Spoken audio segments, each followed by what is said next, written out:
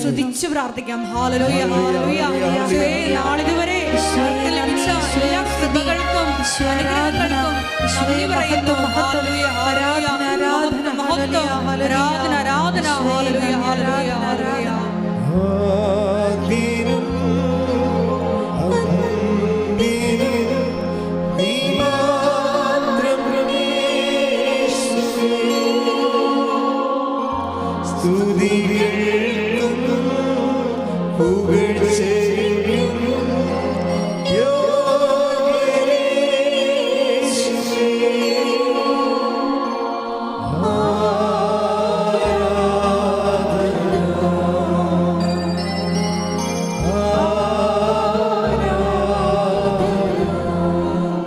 സ്തുതിച്ച് പ്രാർത്ഥിക്കാം. Hallelujah, hallelujah.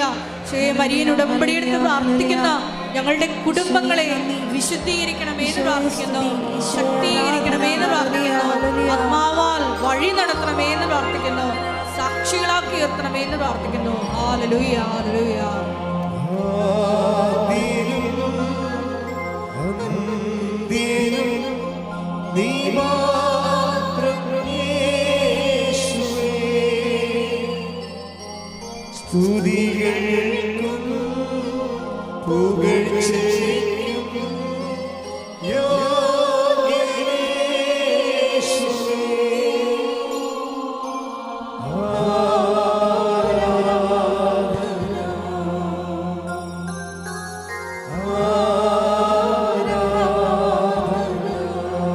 സ്തുതിച്ച് പ്രാർത്ഥിക്കാം. Hallelujah, hallelujah, hallelujah.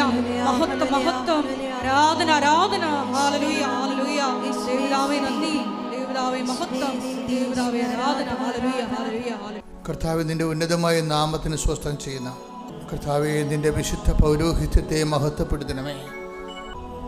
കർത്താവേ, സഭയിലുള്ള സാന്നിധ്യം നീ പ്രകടമാക്കണമേ. ഓരോ മക്കളും തീർത്ഥാടകരായും ഓൺലൈനിലും അനേക ഹൃദയഭാരങ്ങളോടുകൂടി അങ്ങയുടെ തിരുസന്നിധിയിൽ ശരണം ഗമിച്ചിരിക്കുന്ന അമ്മേ, പരിശുദ്ധമേ, ദേവമാതാവേ, കൃപാസനത്തിൽ പ്രത്യക്ഷപ്പെട്ടുകൊണ്ട് ദുരന്തമുണ്ടാകാൻ പോകുന്ന പ്രാർത്ഥിക്കണമെന്ന് അരുളി ചെയ്ത അമ്മയുടെ പ്രത്യക്ഷീകരണത്തിൻ്റെ സ്ഥിരീകരണത്തിൻ്റെ അടയാളങ്ങൾ ഓരോ ദിവസവും ഓരോ നിമിഷവും ലോകത്തിലെ എല്ലാ വ്യക്തികളെയും കൃപാസനം മാതാവിനെ വിളിച്ചപേക്ഷിക്കുന്ന യേശുനാമത്തിൽ പ്രാർത്ഥിക്കുന്ന ഓരോ മക്കൾക്കും അനുഭവവേദ്യമാകുന്നത് പോലെ ഈ പ്രഭാതത്തിലും ഈ ദിവസത്തിലും ദൈവത്തിൻ്റെ സാന്നിധ്യം മനുഷ്യരുടെ കൂടെ എന്ന് സുവിശേഷം നൽകുന്ന വെളിപാടിൻ്റെ ശക്തിയാൽ ഞങ്ങളുടെ കഥനങ്ങളിലും കണ്ണുനീരിലും കർത്താവിൻ്റെ ആശ്വാസത്തിൻ്റെ കൈമുരലെ സ്പർശിക്കണമേ എന്ന് പ്രാർത്ഥിക്കുന്നു. യഭാത്ത തുറക്കപ്പെടട്ടെ എന്ന് കൽപ്പിച്ചുകൊണ്ട് ചുവടിൻ്റെ ചെവി തുറന്ന കർത്താവെ, ലാസറസ് പുറത്തു വരിക എന്നരുളി ചെയ്തുകൊണ്ട് മരിച്ചുപോയവൻ്റെ ശവമാടത്തെ തുറന്ന കർത്താവെ, അങ്ങയുടെ മക്കൾക്ക് അനുഗ്രഹത്തിൻ്റെ വാതിൽ തുറക്കണമെന്ന് പ്രാർത്ഥിച്ചുകൊണ്ട് ശ്രദ്ധിക്കട്ടെ. Hallelujah, hallelujah, hallelujah, hallelujah, hallelujah. മഹത്വം, മഹത്വം. ഞങ്ങളുടെ അനുഗ്രഹത്തിന്റെ വാതിലുകൾ ഈ ആരാധനയിലൂടെ തുറന്നിടണമെന്ന് പ്രാർത്ഥിക്കുന്നു. മരിയൻ പ്രത്യക്ഷീകരണത്തിന്റെ സ്ഥിരം സാക്ഷികളാക്കി ഞങ്ങളെ ഓരോരുത്തരെയും ഉയർത്തണമെന്ന് പ്രാർത്ഥിക്കുന്നു. Hallelujah, hallelujah. മഹത്വം, മഹത്വം. ആരാധന, ആരാധന. ഹല്ലേലൂയ.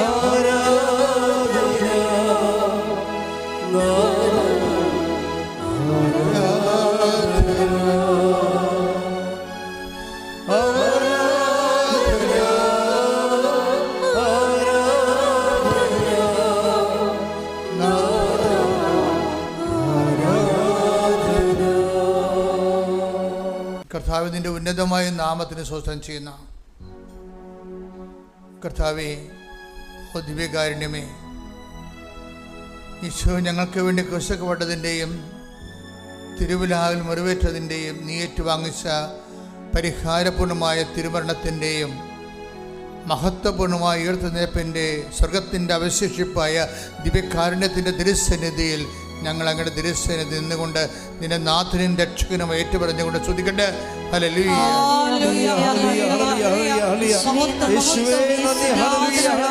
കർത്താവേ, ഗുരുതരമായ രോഗങ്ങൾ,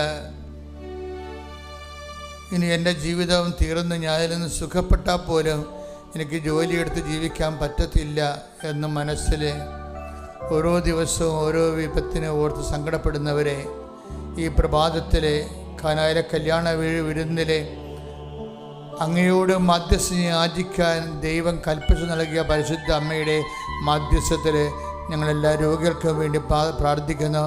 ഈ ഉടമ്പടി ധ്യാനത്തിൽ പങ്കെടുത്ത് പ്രാർത്ഥിക്കുന്ന ഓരോ രോഗികളുടെ മേലും നിന്റെ വലിയ വലിയ തിരുമുറുവാർന്ന വലതുകരം അനുഗ്രഹത്തിൻ്റെ വലിയ ശക്തി നിന്നിലേക്ക് ആവസിക്കുകയും യേശുക്രിസ്തു നാമത്തെ മഹത്വപ്പെടുത്തിക്കൊണ്ട് മറിയത്തിൻ്റെ മാധ്യസ്ഥ ജ്വലിക്കാൻ ഇടയാക്കണമെന്ന് പ്രാർത്ഥിച്ചുകൊണ്ട് സ്തുതിക്കട്ടെ. ഹല്ലേലൂയ.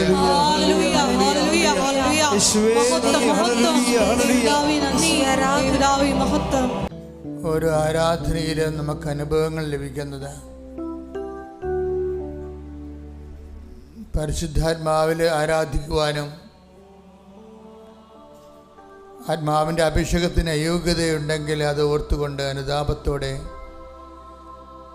ദാവീദിനെപ്പോലെ ഞങ്ങൾ പ്രാർത്ഥിക്കുന്ന കർത്താവേ, അങ്ങയുടെ തിരുസന്നിധിയിൽ നിന്ന് ഞങ്ങളെ തള്ളിക്കളയരുതേ, അങ്ങയുടെ പരിപാലനയെ ഞങ്ങൾ എടുത്തു കളയരുതേ. അങ്ങയുടെ പരിശുദ്ധാത്മാവിനാൽ ആരാധനാ സമൂഹത്തെ അഭിഷേകം ചെയ്യണമെന്ന് പ്രാർത്ഥിച്ചുകൊണ്ട് സ്തുതിക്കട്ടെ. ഹല്ലേലൂയ.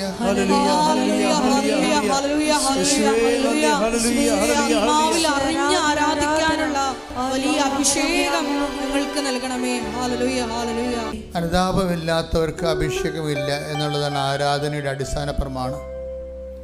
അനുതാപമില്ലാത്തവർക്ക് അഭിഷേകമില്ല എന്നുള്ളതാണ് ആരാധനയുടെ അടിസ്ഥാന പ്രമാണം. അതുപോലെ തന്നെ ഒരു പ്രമാണമാണ് ദൈവത്തെ സ്നേഹിക്കാത്തവർക്ക് ആരാധിച്ചതൊക്കത്തില്ല. കർത്താവെ, ഈ പ്രഭാതത്തിലെ ഓരോ പ്രഭാതത്തിലും അങ്ങയുടെ ദൈവസ്നേഹം ഞങ്ങളിൽ പുതിയ അഭിഷേകം നൽകുന്നത് പോലെ ഇവിടെ കടന്നു വന്നിരിക്കുന്ന ഓരോ മക്കളിലും ഓൺലൈനിൽ പ്രാർത്ഥിക്കുന്നവരുടെ മേലും ദൈവസ്നേഹത്തിൻ്റെ അരുവിയെ ആരാധനയ്ക്കൊതുക്കിയ ആരാധനയ്ക്ക് പോകുന്ന ദൈവസ്നേഹത്തിൻ്റെ അരുവിയാൽ ഞങ്ങളെ അഭിഷേകം ചെയ്തുകൊണ്ട് ആരാധിക്കുവാൻ യോഗ്യമാക്കണമെന്ന് പ്രാർത്ഥിച്ചുകൊണ്ട് സ്തുതിക്കട്ടെ. ഹല്ലേലൂയ.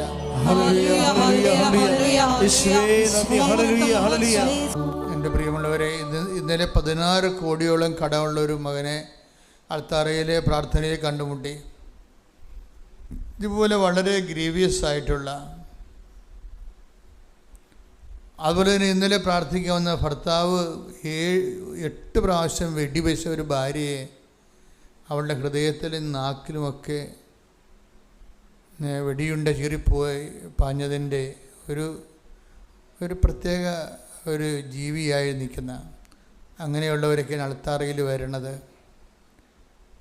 എന്നാൽ അലക്സച്ചനാണ് അവരെ അഭിസംബോധന, ധ്യാനത്തിൻ്റെ സമയം കഴിഞ്ഞായിരുന്നു. അപ്പം ഇതുമാത്രം മനുഷ്യരാണ് കൃപാസ്ഥാനത്താറെ ജീവനോടെ പ്രത്യക്ഷപ്പെട്ട പരിശുദ്ധ അമ്മയുടെ സാന്നിധ്യത്തിലെ, അമ്മയുടെ മാധ്യസ്ഥത്തിലെ ഈശോയിലെ അഭയം പ്രാപിക്കുന്നത്. അവസാനത്തെ അറ്റകൈ പോലെയാണ് മനുഷ്യർ വരണത്.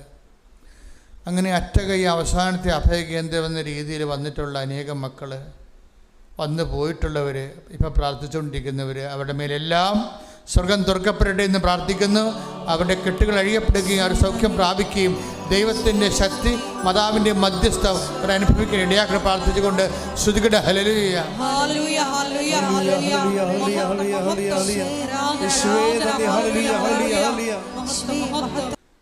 ഉടമ്പടിയോടുകൂടി നമ്മുടെ ആരാധനാ ജീവിതം തന്നെ അങ്ങോട്ട് മാറ്റിമറിക്കപ്പെടുകയാണ് ചെയ്യണത്. കഴിഞ്ഞ ദിവസങ്ങളിൽ തലയോലപ്പറമ്പിൽ നിന്ന് ജെയ്മി എന്നും പറഞ്ഞൊരു മോള് സാക്ഷ്യം പറഞ്ഞു. അവർ ലേണഡ് വുമണാണ്. അവരുടെ സാക്ഷ്യങ്ങൾ വളരെ ചിട്ടയായിട്ടും അഭിഷേകസ്നിഗ്ധമായിട്ടാണ് പറയണത്. അപ്പോൾ അവർ പറഞ്ഞത്, ഞാൻ പണ്ട് കുർബാന അർപ്പിച്ചതുപോലെ അല്ല ഇപ്പോൾ കുർബാന അർപ്പിക്കുന്നത്. കാര്യം എന്താണ്? ഉടമ്പടിയിലായി കഴിഞ്ഞപ്പോൾ അവർക്ക് ദൈവമായിട്ട് ഒരു ബന്ധത്തിലായി. സുനിശ്ചിതമായ കൃത്യമായ തുളുമ്പാത്ത ഒരു ബന്ധമായി. അപ്പോഴെന്താ മനുഷ്യർക്കുണ്ടാകുന്നത്? മനുഷ്യർക്ക് ആത്മവിശ്വാസം വർദ്ധിക്കും. ആ സഹോദരിയുടെ സാക്ഷ്യം കേട്ടപ്പോഴേക്കും മനസ്സിലായത് ഉടമ്പടി എങ്ങനെയാണ് ഒരു മനുഷ്യനെ ഇങ്ങനെ ചേഞ്ച് ചെയ്യണം എന്നൊക്കെ മനസ്സിലായത്. അപ്പോൾ എനിക്ക് എൻ്റെ മനസ്സിലുണ്ടായിരുന്നൊരു വിഷമമെന്ന് പറയണത്, എല്ലാവർക്കും ഇത് സാധിക്കും, പക്ഷെ ചിലർ ആ വിഷയത്തിൽ മാത്രമാണ് അടിസ്ഥാനപ്പെടുന്നത്. ഉടമ്പടിക്ക് രണ്ട് അനുഭവ തലങ്ങളുണ്ട്. ഒന്ന്, നമുക്ക് വിഷയത്തിൽ അടിസ്ഥാനപ്പെടുത്തിക്കൊണ്ട് മുന്നോട്ട് പോകാൻ പറ്റും. നമ്മൾ ഉടമ്പടി നിയോഗം വെച്ചിരിക്കുന്ന വിഷയങ്ങളെ മാത്രം അടിസ്ഥാനപ്പെടുത്തിക്കൊണ്ട് നമുക്ക് മുന്നോട്ട് പോകാൻ പറ്റും.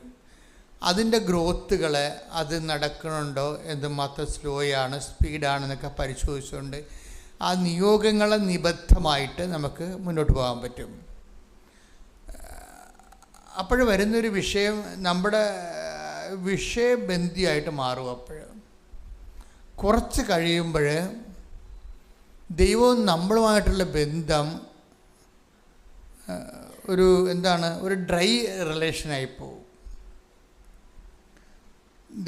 ദൈവം നമ്മളുമായിട്ടുള്ള ഒരു ബയോളജിക്കൽ റിലേഷനുണ്ട്. എന്നുവെച്ചാൽ വളരെ ജൈവപരമായ ഒരു ബന്ധം. അത് വന്നാലേ നമ്മൾ വിചാരിക്കുന്ന രീതിയിലല്ല ഈ സംഭവം പോകാൻ പോണത്.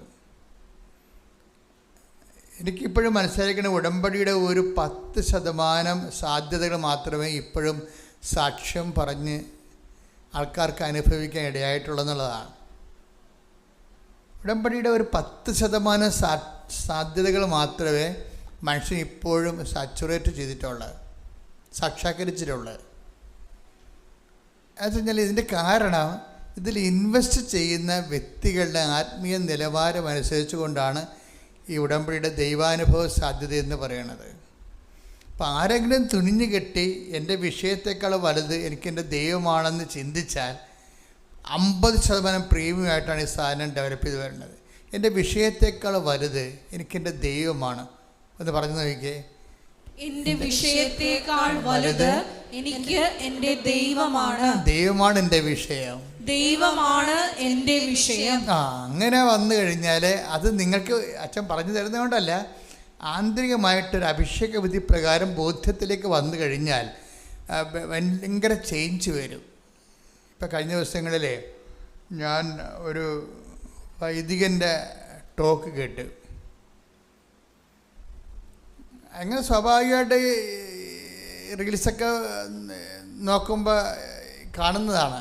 അപ്പോൾ വൈദികൻ്റെ ടോക്ക് എന്ന് പറഞ്ഞാൽ അദ്ദേഹം പറഞ്ഞു, എനിക്ക് ഭയങ്കര ഇച്ഛാഭംഗം വന്നിരുന്നു. വൈദികരുടെ പോലും ഗതികേട് ഇതാണല്ല എന്ന് ഓർത്തിട്ട്. എന്താ വെച്ച് കഴിഞ്ഞാൽ ഇദ്ദേഹം പറയണത്, ഇദ്ദേഹം കേരളത്തിൽ സ്വാധീനിക്കുന്ന ഒരു ധ്യാനഗുരുവാണ്, കരിസ്മാറ്റിക് ധ്യാനഗുരു അല്ല.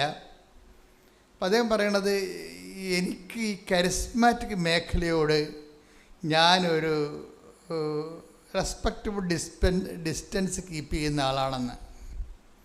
കരിസ്മാറ്റിക് മേഖലയോട് ഞാനൊരു ബഹുമാനപൂർവമായ ഒരു അകലം കീപ്പ് ചെയ്യുന്ന ആളാണ്. അത് അദ്ദേഹം നല്ല ഭംഗിയുള്ള ഭാഷ ഉപയോഗിക്കുന്ന ആളാണ്. എന്നിട്ട് അതിന് കാരണം പറയണത്, ഈ രോഗസൗഖ്യത്തിൻ്റെ മേഖലയാണ് അങ്ങേർക്ക് ഡൗട്ടുള്ളത്.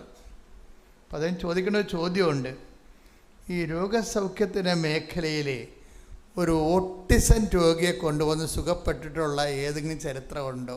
അതാണ് ഇവിടെ ചോദിക്കുന്നത്. എന്ന് വെച്ച് കഴിഞ്ഞാൽ ചോദിക്കേണ്ട ചോദ്യം മനസ്സിലായില്ലേ? ഈ രോഗസൗഖ്യത്തിൻ്റെ ഈ ക്ലെയിമിൽ ഇപ്പോൾ കുറേ അധികം ക്ലെയിംസ് വരുന്നുണ്ടല്ലോ. അപ്പോൾ അതിൽ ഓട്ടിസം രോഗി അല്ലെങ്കിൽ ഹൈപ്പർ ആക്ടിവിറ്റി രോഗികൾ സുഖപ്പെട്ട ഏതെങ്കിലും ചരിത്രമോ സാക്ഷ്യമോ ഉണ്ടോ എന്ന് ചോദിക്കും. അതിൻ്റെ അർത്ഥം എന്ന് വെച്ചാൽ അതില്ലെങ്കിൽ മറ്റുള്ളതെല്ലാം കള്ളത്തരമാണെന്നാണ് അദ്ദേഹം ബ്രാൻഡ് ചെയ്യണത്. വളരെ തന്ത്രപൂർവ്വമാണ് അത് ആ സാധനം പ്ലേസ് ചെയ്തിരിക്കുന്നത്. അത് കേട്ട് സുഖിക്കുന്നവരുണ്ട്, ഒത്തിരി പേരുണ്ട്. അത് കേട്ട് അതാണ് സത്യമെന്ന് പറയുന്ന ഒത്തിരി പേരുണ്ട്. അപ്പോൾ സാത്താൻ വളരെ തന്ത്രപരമായിട്ടാണ് സഭയിൽ തന്നെ നുഴഞ്ഞു കയറിയതിന് ശേഷം ഇങ്ങനെയുള്ള ആൾക്കാരെ ഉപയോഗിക്കണമെന്ന് ചോദിച്ചു കഴിഞ്ഞാൽ സങ്കടം വരും ശരിക്കും പറഞ്ഞാൽ. അത് കഴിഞ്ഞപ്പോഴാണ് ജെയിനിയുടെ സാക്ഷ്യം വന്നത് ഇവിടെ. ഇത് ഞാൻ കേട്ട് ഇതിനൊരു മറുപടി കൊടുക്കണമല്ലോ എന്ന് വിചാരിച്ചുകൊണ്ടിരിക്കുന്ന സമയത്താണ് ജെയിനി വന്ന് സാക്ഷ്യം പറയണത്. അപ്പോൾ ജെയിനി ഒരു യാക്കോബി ലേഡിയാണ്, പക്ഷേ നല്ല പാരമ്പര്യമുള്ള ചൈതന്യമുള്ള വിശ്വാസിയാണ്. അത് അവർ ഉടമ്പടി എടുക്കുന്നതിന് മുമ്പ് ഒരുവിധം ദൈവമായിട്ട് റിലേഷൻസ് ഉള്ള ആളാണ്. ഇപ്പോൾ എങ്കിലും ഉടമ്പടി എടുക്കാനുള്ള സാഹചര്യം അവർ പറയണത്, എനിക്കിത് അവരുടെ മകന് ഹൈപ്പർ ആക്ടിവിറ്റിയാണ്. ഹൈപ്പർ ആക്ടിവിറ്റി നിങ്ങൾക്ക് അറിയാമല്ലോ, ഓട്ടിസം പോലെയുള്ള തന്നെ സംഭവം. ഏതെങ്കിലും സ്കൂളിലൊക്കെ പോവുകയാണെങ്കിൽ അവൻ ഓടി നടക്കും, അവിടെ ഇവിടെയൊക്കെ കയറി നടക്കും, പിന്നെ പിള്ളേരെ ഉപദ്രവിക്കും. എപ്പോഴും അവന് സ്പെഷ്യൽ സ്കൂളിലേക്ക് അവനെ കൊണ്ടുപോകേണ്ടി വരും, എപ്പോഴും കംപ്ലൈൻറ്റ് വരും. നമുക്ക് തന്നെ ഇപ്പോൾ തന്നെ പിള്ളേരോട് അവനെ കണ്ടിട്ടില്ലേ, അവിടെ നിൽക്കത്തില്ല, അവർ ഓടി നടക്കും. അവർക്ക് എന്താണ് ചെയ്യണമെന്ന് അവർക്കൊരു പിടിയും കിട്ടത്തില്ല. അത് ഭയങ്കര സങ്കടകരമായ ഒരു ഓട്ടിസം രോഗി ഉണ്ടെങ്കിൽ ഒരു മാതാപിതാക്കന്മാർക്ക് പെട്ടെന്ന് വിശുദ്ധരാകാൻ പറ്റും. എനിക്കങ്ങനെയാണ് മനസ്സിലായത്. ഒരു ഓട്ടിസം രോഗി നമ്മുടെ വീട്ടിലുണ്ടെങ്കിൽ ആ മാതാപിതാക്കന്മാർക്ക് അല്പം ശ്രദ്ധിച്ചാൽ, ഇപ്പം ഇന്ന് 7-ാം തീയതി, ഇത് റെക്കോർഡ് ചെയ്യുന്ന ദിവസം 7-ാം തീയതി, ഇന്ന് കാർലോ അക്യൂറ്റസിനെ പരിശുദ്ധ പിതാവ് ദിവ്യകാരുണ്യ മധ്യസ്ഥനായിട്ട് ഇന്ന് വിശുദ്ധനായിട്ട് പ്രഖ്യാപിക്കുന്ന ദിവസമാണ്. ഒന്ന് കൈയടിച്ചേ ശ്രുതിയുടെ. അക്യൂറ്റസിൻ്റെ 15 വയസ്സേ ഉള്ള ആളിനെ, 15 വയസ്സേ ഉള്ളു. മിലാനാണ് അദ്ദേഹം ജനിച്ചത്. അപ്പോൾ ആ 15 വയസ്സുള്ള സമയത്ത് തന്നെ ആളിനെ നല്ല ആദ്യമേ തന്നെ ദിവ്യകാരുണ്യത്തോട് ഭയങ്കര ആഭിമുഖ്യമാണ്. ദിവ്യകാരുണ്യത്തോട്. അപ്പം നമ്മൾ ഈ ദിവ്യകാരുണ്യത്തോട് പലതരത്തിലുള്ള ബന്ധങ്ങൾ നമുക്ക് സാധ്യമാണ്. വളരെ ഒരു ഫ്രണ്ട്ലി റിലേഷൻസ് സാധ്യമാണ്. പിന്നെ ഒരു അദമ്യമായ അഭിഷേക ദൈവോന്മുഖ മിസ്റ്റേരിയം ട്രാൻഷൻ എന്ന് പറഞ്ഞ ദൈവത്തിനടുത്ത ഭയം തോന്നിപ്പിക്കുന്ന റിലേഷൻസ് നമുക്ക് സാധ്യമാണ്. അതുപോലെ തന്നെ വളരെ അഭിഷേകസിദ്ധമായിട്ടൊരു ആരാധനാപൂർവമായ സാക്ഷ്യവും ഒരു ലവ് ദൈവസ്നേഹത്തിൻ്റെ തന്നെ ഏറ്റവും സ്പർശ്യമായ ഒരു മൗന മനനധ്യാനത്തിനും കണ്ടംപ്ലേഷനും ഒക്കെ ദിവ്യകാരുണ്യം വല്ലാത്ത സാധ്യതകളാണ് ആരാധന ലോകത്തുണ്ടാക്കിയത്. അപ്പോൾ അക്യൂറ്റസിന് ഈ ആരാധനയോട് ഭയങ്കര കമ്പമാണ് ദിവ്യകാരുണ്യം. അക്യൂറ്റസിൻ്റെ ഹോബി എന്ന് പറഞ്ഞതെന്ന് വെച്ച് കഴിഞ്ഞാൽ കമ്പ്യൂട്ടർ ഒരു വെബ്സൈറ്റ് ഉണ്ടാക്കി വെച്ചിട്ടുണ്ട്. തന്നെത്താൻ ഉണ്ടാക്കിയതാണ്. കമ്പ്യൂട്ടർ വെബ്സൈറ്റ് ഉണ്ടാക്കിയിട്ട് അതുകൊണ്ടാണ് ഫ്രാൻസിസ് മാർപ്പാപ്പ അക്യൂറ്റസിനെ വാഴ്ത്തപ്പെട്ടവനായിട്ട് പ്രഖ്യാപിച്ചു കഴിഞ്ഞപ്പോഴും ഫ്രാൻസിസ് മാർപ്പാപ്പ പറഞ്ഞെന്താണെന്നറിയാമോ? നമ്മുടെ ഇൻ്റർനെറ്റിൻ്റെ വിശുദ്ധനാണെന്നാണ്. ഒരു കാലം ചേഞ്ച് ചെയ്തപ്പോൾ നമുക്ക് നല്ല വിശുദ്ധന്മാരെ കൂടി കിട്ടുകയാണ്. ആ കാലത്തിന് പറ്റിയ വിശുദ്ധന്മാരെ കിട്ടുകയാണ്. അപ്പോൾ എന്താണ് വിഷയം വെച്ചാൽ അക്യൂറ്റസ് എപ്പോഴും ദിവ്യകാരുണ്യത്തെക്കുറിച്ച് തന്നെ ചിന്തിക്കും, എപ്പോഴും ആലോചിക്കും. എന്നിട്ട് ദിവ്യകാരുണ്യത്തിൽ നടന്നിട്ടുള്ള അത്ഭുതങ്ങളെല്ലാം കളക്ട് ചെയ്യും. ലോകത്തെവിടെയെല്ലാം 100, 104, 128 അത്ഭുതങ്ങൾ നടന്നിട്ടുണ്ട് ദിവ്യകാരുണ്യം ബ്ലഡായിട്ട് മാറണതും ദിവ്യകാരുണ്യം മാംസമായിട്ട് മാറണതും. അങ്ങനെ ഓരോരോ കാലത്ത് ഞാൻ തന്നെയും എനിക്ക് ഇവിടെ 2-3 ദിവ്യകാരുണ്യ അനുഭവങ്ങളുണ്ടായി. അതായത് ഞാനൊരു വാടക്കേ പള്ളിയിലിരിക്കുന്ന കാലത്ത്, അതായത് 2003 കാലഘട്ടമാണ്. അപ്പോൾ നമ്മൾ കൃപാസന ധ്യാനത്തിൽ എപ്പോഴും ദിവ്യകാരുണ്യം ഉണ്ടാകുമല്ലോ, എനിക്കറിയാമല്ലോ. ദിവ്യകാരുണ്യം ഇല്ലാത്തൊരു ആരാധനയും ഉണ്ടാകത്തില്ല. അപ്പോൾ എന്താണെന്ന് വെച്ചാൽ അവിടെ ഒരു ചേടത്തി, ഞാനൊരു സ്ഥലത്ത് ഒരു കുരിശ് പേരെ വെഞ്ചരിക്കാൻ പോയി, ലതീഞ്ഞ നടത്താൻ പോയി. ലിറ്റനിയില്ലേ, നമ്മൾ കൊന്തയിൽ പ്രാർത്ഥിക്കുന്ന ലിറ്റനി, ലിറ്ററജിക്കൽ രൂപമാണത്. അത് പാടി പ്രാർത്ഥിച്ച് ധൂപിച്ച് പ്രത്യേക പ്രാർത്ഥനയിൽ നമ്മുടെ ജവമാരുടെ ഭാഗമായിട്ട് ആൾക്കാർ ആഘോഷമായിട്ട് നടത്തുന്ന ശുശ്രൂഷയാണ്. അപ്പോൾ ഞാൻ ലിറ്റനി നടത്താൻ വേണ്ടി ചെന്നപ്പോൾ അപ്പോൾ രണ്ട് സഹോദരികൾ വന്ന് എന്നെ കണ്ട് അച്ഛൻ പറഞ്ഞ് ലിറ്ററി കഴിഞ്ഞു. ഇപ്പം ഞാൻ ഇങ്ങനെ പള്ളിയിലോട്ട് പോരാൻ വേണ്ടി നിൽക്കുമ്പോൾ 2 സഹോദരി വന്നിച്ചും പറഞ്ഞു, അച്ഛാ അച്ഛൻ്റെ അമ്മ കിടപ്പായിപ്പോയി, അച്ഛൻ അറിഞ്ഞാന്ന് ചോദിച്ചു. അച്ഛൻ്റെ അമ്മ കിടപ്പായിപ്പോയി, അച്ഛൻ അറിഞ്ഞാന്ന് ചോദിച്ചു. അപ്പോൾ എനിക്കാണെങ്കിൽ ആരെയാണ് ഉദ്ദേശിക്കണമെന്ന് പിടിയില്ല. ഞാനെല്ലാം വെച്ചിരുന്ന എല്ലാവരെയും വിളിക്കണത്, പ്രായമുള്ളവരെല്ലാവരെയും. അപ്പോൾ ആരെയും ഉദ്ദേശിക്കണമെന്ന്. അപ്പോൾ ഞാനപ്പോൾ ഞാനത് അവരെ ഞാൻ അറിയത്തില്ലെന്ന് പറയണത് അവർക്കൊരു ക്ഷീണമല്ലേ. അതുകൊണ്ട് ഞാൻ മിണ്ടാതെ അവരുടെ കൂടെ പോയി, അവിടെ വീട്ടിലോട്ട് പോയപ്പോഴുണ്ടല്ലോ ഒരു വലിയ, അതായത് ഞാൻ എപ്പോഴും കുർബാന കഴിഞ്ഞിട്ട് ഇരുന്ന് പ്രാർത്ഥിക്കുന്ന ഒരു സ്ഥലമുണ്ട്. എല്ലാ കുർബാനയും കഴിഞ്ഞിട്ട് കുർബാന കഴിയുമ്പോൾ നന്ദി പ്രകാശിപ്പിക്കാൻ വേണ്ടി ഇരിക്കണ ഒരു ചെയർ അവിടെ ഉണ്ട്, ഒരു തൂണുണ്ട് ആൾത്താരുടെ വാതിക്കൽ. ആൾത്താരുടെ വാതിക്കലുള്ള തൂണിൻ്റെ അടുത്ത് ഒരു കസേര ഇട്ടിട്ടുണ്ട്. അപ്പോൾ എനിക്കിരിക്കാൻ വേണ്ടി അവിടെ. അപ്പോൾ ഞാൻ കുർബാന കഴിയുമ്പോൾ അവിടെ പോയി ഇരിക്കും. അപ്പോൾ ഈ അമ്മച്ചി അവിടെ ഉണ്ടാവും. അപ്പോൾ അമ്മച്ചി അവിടെ ഉണ്ട്. അമ്മച്ചി കസേരയുടെ അരിയിലാണ് മുട്ടുകുത്തുന്നത്. അപ്പോൾ ഞാൻ അവിടെ പോയി ഇരിക്കുമ്പോൾ എൻ്റെ പ്രാർത്ഥന കഴിയുമ്പോൾ ഞാൻ അമ്മച്ചിയോട് വല്ല കുശലമൊക്കെ ചോദിക്കും, വീട്ടിലെ വിശേഷമൊക്കെ ചോദിക്കും. അപ്പോൾ അമ്മച്ചി എന്നെ മകനായിട്ടാണ് കണ്ടിരിക്കുക, വീട്ടിൽ കൊണ്ട് അവതരിപ്പിച്ചിരിക്കുന്നത് അങ്ങനെയാണ്. പക്ഷെ ആൾ പെട്ടെന്ന് പ്രഷർ അടിച്ച് വീണുപോയി. ആളെ 10-70 വയസ്സുണ്ടേ. ആ നടന്ന് കുർബാനയ്ക്ക് വേണ്ടി എല്ലാ ദിവസവും വരും. കുർബാനയ്ക്ക് വേണ്ടി എല്ലാ ദിവസവും ഞാൻ 5:30 പള്ളി ചെല്ലുമ്പോൾ ഇവരുണ്ടാവും അവിടെ. അതേത് മഴയായാലും ശരി, ഏത് മഴയായാലും എന്ത് മഞ്ഞായാലും ശരി, 5:30 ഞാൻ പള്ളി ചെല്ലുമ്പോൾ ഇവരുണ്ടാവും അവിടെ. അവർ ഒറ്റക്കാണെങ്കിലും വീട്ടിൽ നിന്ന് കുറച്ച് അവിടെ വീട്ടിൽ നിന്ന് പള്ളിയിലോട്ട് നടന്ന് പോരണേ കുറേ പോരണമേ, പട്ടികൊക്കെ പിടിക്കും മിക്കവാറും ഉച്ചയ്ക്ക് വെളുപ്പിനൊക്കെ ആണെങ്കിൽ. എങ്കിലും അവർ ആ സമയത്തുണ്ടാവും. അപ്പോഴും എനിക്കത് ഭയങ്കര വിഷമമായി. കാര്യം എന്ന് വെച്ച് കഴിഞ്ഞാൽ ഞാൻ അറിഞ്ഞില്ല ഇവരെ ഈ ദിവസം കാണാത്തൊന്നും ഞാൻ പല തിരക്കിപ്പെട്ടത് കാരണം അവർ വന്നോ പോയോ ഒന്നും ഞാൻ അറിയണില്ലല്ലോ. ആളെ കണ്ടപ്പോൾ എനിക്ക് വിഷമം തോന്നി. അപ്പം ഞാനെന്ത് വെച്ച് കഴിഞ്ഞാൽ ഞാനുടനെ പറഞ്ഞ് കുർബാന കൊടുക്കാൻ പറ്റുമോ അച്ഛന്ന് അവർ പിള്ളേരോട് ചോദിച്ചു. മരുമക്കളാണ്. അപ്പോൾ കുർബാന കൊടുക്കാൻ പറ്റാന്ന് വെച്ചാൽ അവർക്ക് ആളിന് വലിയ ബോധമില്ല. വലിയ ബോധമില്ല, ബോധമേ ഇല്ല. അതാണ് കാര്യം. പ്രഷർ അടിച്ചിട്ട് ഈ ഭക്ഷണമൊക്കെ ട്യൂബിലൂടെയാണ് കൊടുക്കണതേ. അപ്പോൾ ആളിന് ബോധമേ ഇല്ല. പക്ഷേ എനിക്ക് ഭയങ്കര സങ്കടം. എന്താ കാര്യം വെച്ചാൽ ഇവർ ഇങ്ങനെ മരിച്ചു പോവുകയാണെങ്കിൽ ഇത്രയും കുർബാനയെന്ന് പറഞ്ഞ് കെട്ടിപ്പിടിച്ച് ജീവിച്ചിട്ട് അവസാനം കുർബാന സ്വീകരിക്കാതെ മരിക്കേണ്ട അവസ്ഥ വന്നാലും അതും ഒരു ലോജിക്കല്ല.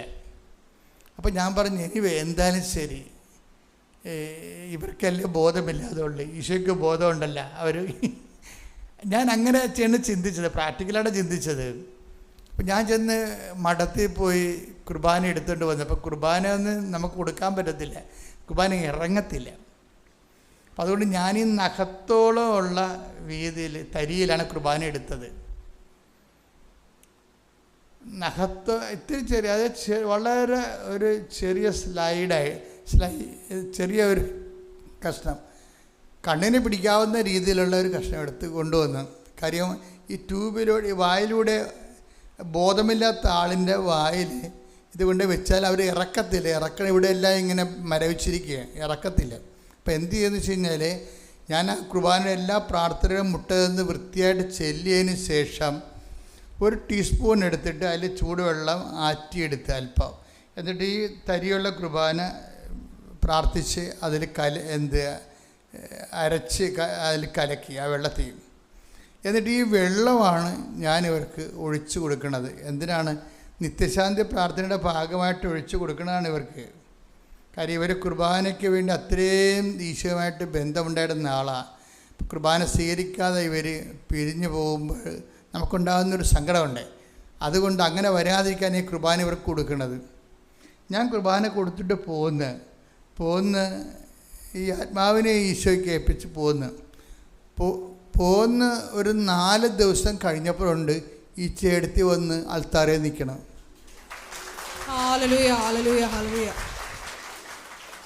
അതാണ് കുർബാന എന്ന് പറയുമ്പോൾ. അതാണ് കുർബാന. നമുക്കൊന്നും വിധി കൽപ്പിക്കാൻ പറ്റത്തില്ല. അനന്തമായ സാധ്യതയാണ് കുർബാന എന്ന് പറയുന്നത് നമ്മുടെ മുമ്പിൽ. ഒന്ന് ശ്രദ്ധിക്കട്ടെ. ഹല്ലേലൂയ. അപ്പോൾ ഈ വിഷയം, ഇപ്പോൾ ജെയ്മിയുടെ വിഷയമാണ് പറഞ്ഞുകൊണ്ടിരിക്കുന്നത്. ഇപ്പോൾ ജെയ്മിയെ സംബന്ധിച്ചിടത്തോളം ഈ ഉടമ്പടിയിലാണെന്ന് പറഞ്ഞാൽ ആൾ ഫുള്ളായിട്ട് ഉടമ്പടിയിലാണ്. ജീവിതവും പ്രവർത്തനവും ഉടമ്പടിയിലാണ്. ഇപ്പം കുർബാനയ്ക്ക് കൂടുന്ന സമയത്ത് ഈ പറയണത് ഞാനിങ്ങനെ കരഞ്ഞോണ്ടേ ഇരിക്കുമെന്ന് പറയണം. കുർബാന അത് ശരിയാണ്. കുർബാനയുടെ സത്ത മനസ്സിലാക്കി കഴിഞ്ഞാൽ ഈശോ നമുക്ക് വേണ്ടി അനുഭവിച്ച ആത്മസമർപ്പണത്തെക്കുറിച്ചും അനുഭവിച്ച പീഡാസഹനങ്ങളെക്കുറിച്ചും മാനസിക സംഘർഷങ്ങളെക്കുറിച്ചും ഒക്കെ നമ്മൾ ചിന്തിച്ച് അതിനെയാണ് കുർബാനയാക്കിയിരിക്കുന്നത്, അതിനെയാണ് ഓർമ്മയ്ക്കായി ചെയ്യാൻ പറയുന്നത്. ആ ഓർമ്മ അനുഷ്ഠിക്കുമ്പോൾ നമ്മൾക്ക് ഉണ്ടാകുന്ന അഭിഷേകവും ആത്മബന്ധവും എന്ന് പറയുന്നത് ചിന്തിക്കാനാവാത്ത ഒരു ആത്മീയ അനുഭൂതിയാണ്. ഉടമ്പടിയിലുള്ള എല്ലാ മക്കൾക്കും ഉണ്ടാകും. ഉടമ്പടിയിലുള്ള മക്കൾ കുർബാന കൂടുമ്പോൾ വളരെയേറെ ശ്രദ്ധിക്കണം. കാര്യം എന്താണ്? അവർ മറ്റുള്ളവരെക്കാൾ മാതാവിൻ്റെ മധ്യസ്ഥതയിൽ ദൈവതിരുസന്നിധിയിൽ സുവിശേഷം ജീവിക്കുന്നവരാണ്. സുവിശേഷം ജീവിക്കുന്നവർ കുർബാന കൂടിക്കഴിയുമ്പോൾ അതിൻ്റെ അഭിഷേകം എന്ന് പറയുന്നത് ഉന്നതമായ അഭിഷേകമാണ്. അതുകൊണ്ടാണ് പറയുന്നത്, ഞാൻ പണ്ടേ കുർബാന നല്ലവണ്ണം കൂടുന്ന ആളായിരുന്നു, പക്ഷേ ഉടമ്പടി എടുത്തപ്പോൾ ഞാൻ കുർബാനയുടെ സമയത്ത് പണ്ടൊക്കെ പല കാര്യങ്ങളെക്കുറിച്ചും കുർബാന കഴിഞ്ഞ് ചെയ്യേണ്ട കാര്യങ്ങളെക്കുറിച്ച് ഞാൻ ചിന്തിക്കുമായിരുന്നു. ഇപ്പോഴും ഞാൻ ഒറ്റ നിപ്പാണ്. അതാണ് വ്യത്യാസം. ഉടമ്പടി എടുക്കണമെങ്കിൽ ഞാൻ കുർബാന കൂടുമായിരുന്നു, ജെയ്മി അങ്ങനെ പറയണത്. പക്ഷേ ഞാൻ കുർബാനയുടെ ഇടയ്ക്ക് ഞാൻ കുർബാന കഴിഞ്ഞ് ചെയ്യേണ്ട കാര്യങ്ങളൊക്കെ കുറിച്ച് ചിന്തിക്കും. പക്ഷേ ഉടമ്പടിയിലായി കഴിഞ്ഞപ്പോൾ ദൈവത്തെ ആഴമായി മനസ്സിലാക്കി കഴിഞ്ഞപ്പോൾ ഞാനിപ്പോഴേ മുഴുവനും 100% കുർബാനയിലങ്ങനെ മുഴുകയാണ് നിൽക്കണമെന്നാണ്. ഓരോ വാക്കിലും ഓരോ പാട്ടിലും ഓരോ പ്രവർത്തനങ്ങളിലും.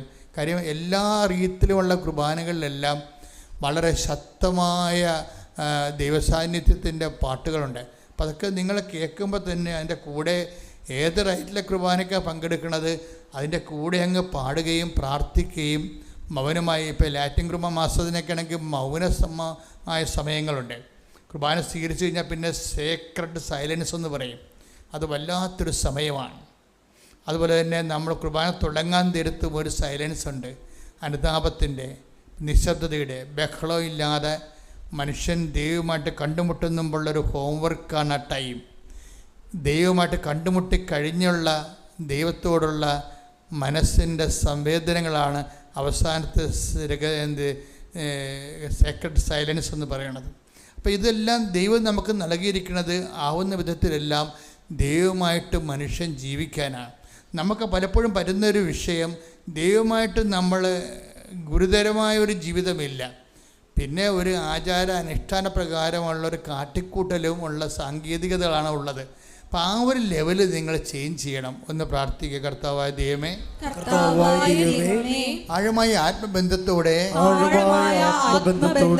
കാർലോ അക്യൂറ്റസിനെ പോലെ പരിശുദ്ധ കുർബാനയുടെ ധ്യാനത്തോഴനാകാൻ എന്നെ അനുഗ്രഹിക്കണമേ. ശ്രദ്ധിക്കട്ടെ. ഹല്ലേലൂയ. ഇത്രയും പെരുവിരിപ്പുള്ള, ഇത്രയും സ്കൂളിലൊന്നും ഇരുത്താൻ കൊള്ളാത്ത ഹൈപ്പർ ആക്ടിവിറ്റിയും ഓട്ടിസ ലക്ഷണങ്ങളൊക്കെ ഉള്ള ഈ മകനെയും കൊണ്ട് 6 മാസം കഴിയുമ്പോൾ വീണ്ടും ഈ ഡോക്ടറുടെ അടുത്ത് ചെല്ലും. അപ്പോൾ ഇവനെ കാണുമ്പോൾ ഡോക്ടർ ചോദിക്കും, ഇപ്പം മരുന്നെല്ലാം കൃത്യമായിട്ട് കൊടുക്കുന്നുണ്ടല്ലോ അല്ലേന്ന് ചോദിക്കും. അപ്പോൾ ജെയ്മി പറയും, ഡോക്ടർ തന്ന മരുന്നൊന്നും കൊടുത്തിട്ടില്ല. കൊടുത്തില്ലേ? പിന്നെ കൊച്ചിങ്ങനെ സുഖപ്പെട്ട് നിൽക്കണില്ല എന്ന് പറയും. അപ്പം ഞാനൊരാളെ കണ്ടുമുട്ടി ഡോക്ടർ എന്ന് പറയും. ആരാണ്? ഈശോനോട് പറയാൻ അധികാരമുള്ള ഒരാളെ കണ്ടുമുട്ടിയെന്ന്. ആ സാക്ഷ്യത്തിലൊക്കെ പോക്ക് കണ്ടില്ലേ?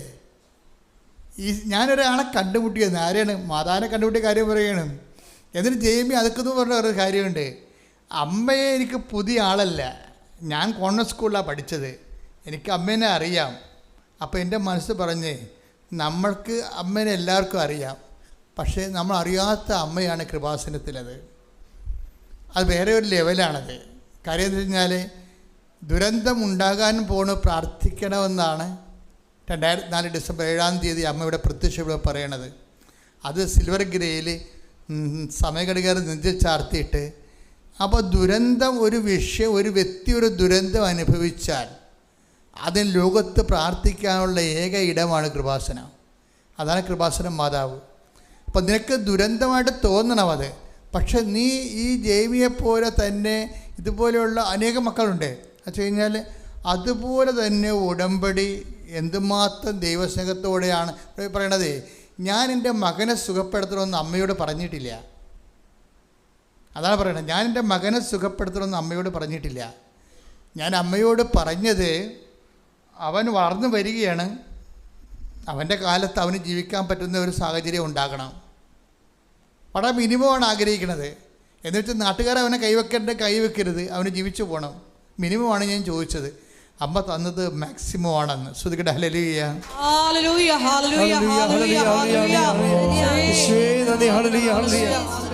പ്രിയപ്പെട്ടവരെ, ഈ വ്യക്തിക്ക് തന്നെ എപ്പോഴും ഇങ്ങനെ അപ്ഡേഷൻസ് ഉണ്ടാകും. എപ്പോഴും സാക്ഷ്യത്തിൻ്റെ ഓരോ 3 മാസം കൂടുമ്പോഴും പുതിയ പുതിയ ദൈവാനുഭവങ്ങളുണ്ടാകും. ഇപ്പം നമ്മളോട് ഉടമ്പടി പുതുക്കിക്കൊണ്ടിരിക്കണത് എന്തുകൊണ്ടാണ് പുതുക്കിക്കൊണ്ടിരിക്കുന്നത്? 2 കാര്യമാണ് പുതുക്കുമ്പോൾ ഉണ്ടാകണത്. അതായത്, ഒന്ന്, എൻ്റെ അനുഭവത്തിൽ ദൈവം ഇങ്ങനെ നമ്മളൊരു ഉടമ്പടിയിലാണെങ്കിൽ ദൈവം ഇങ്ങനെ നമ്മളെ ഓരോ വിഷയം അതിൻ്റെ തക്ക സമയത്ത് എടുത്തുകൊണ്ടിരിക്കും.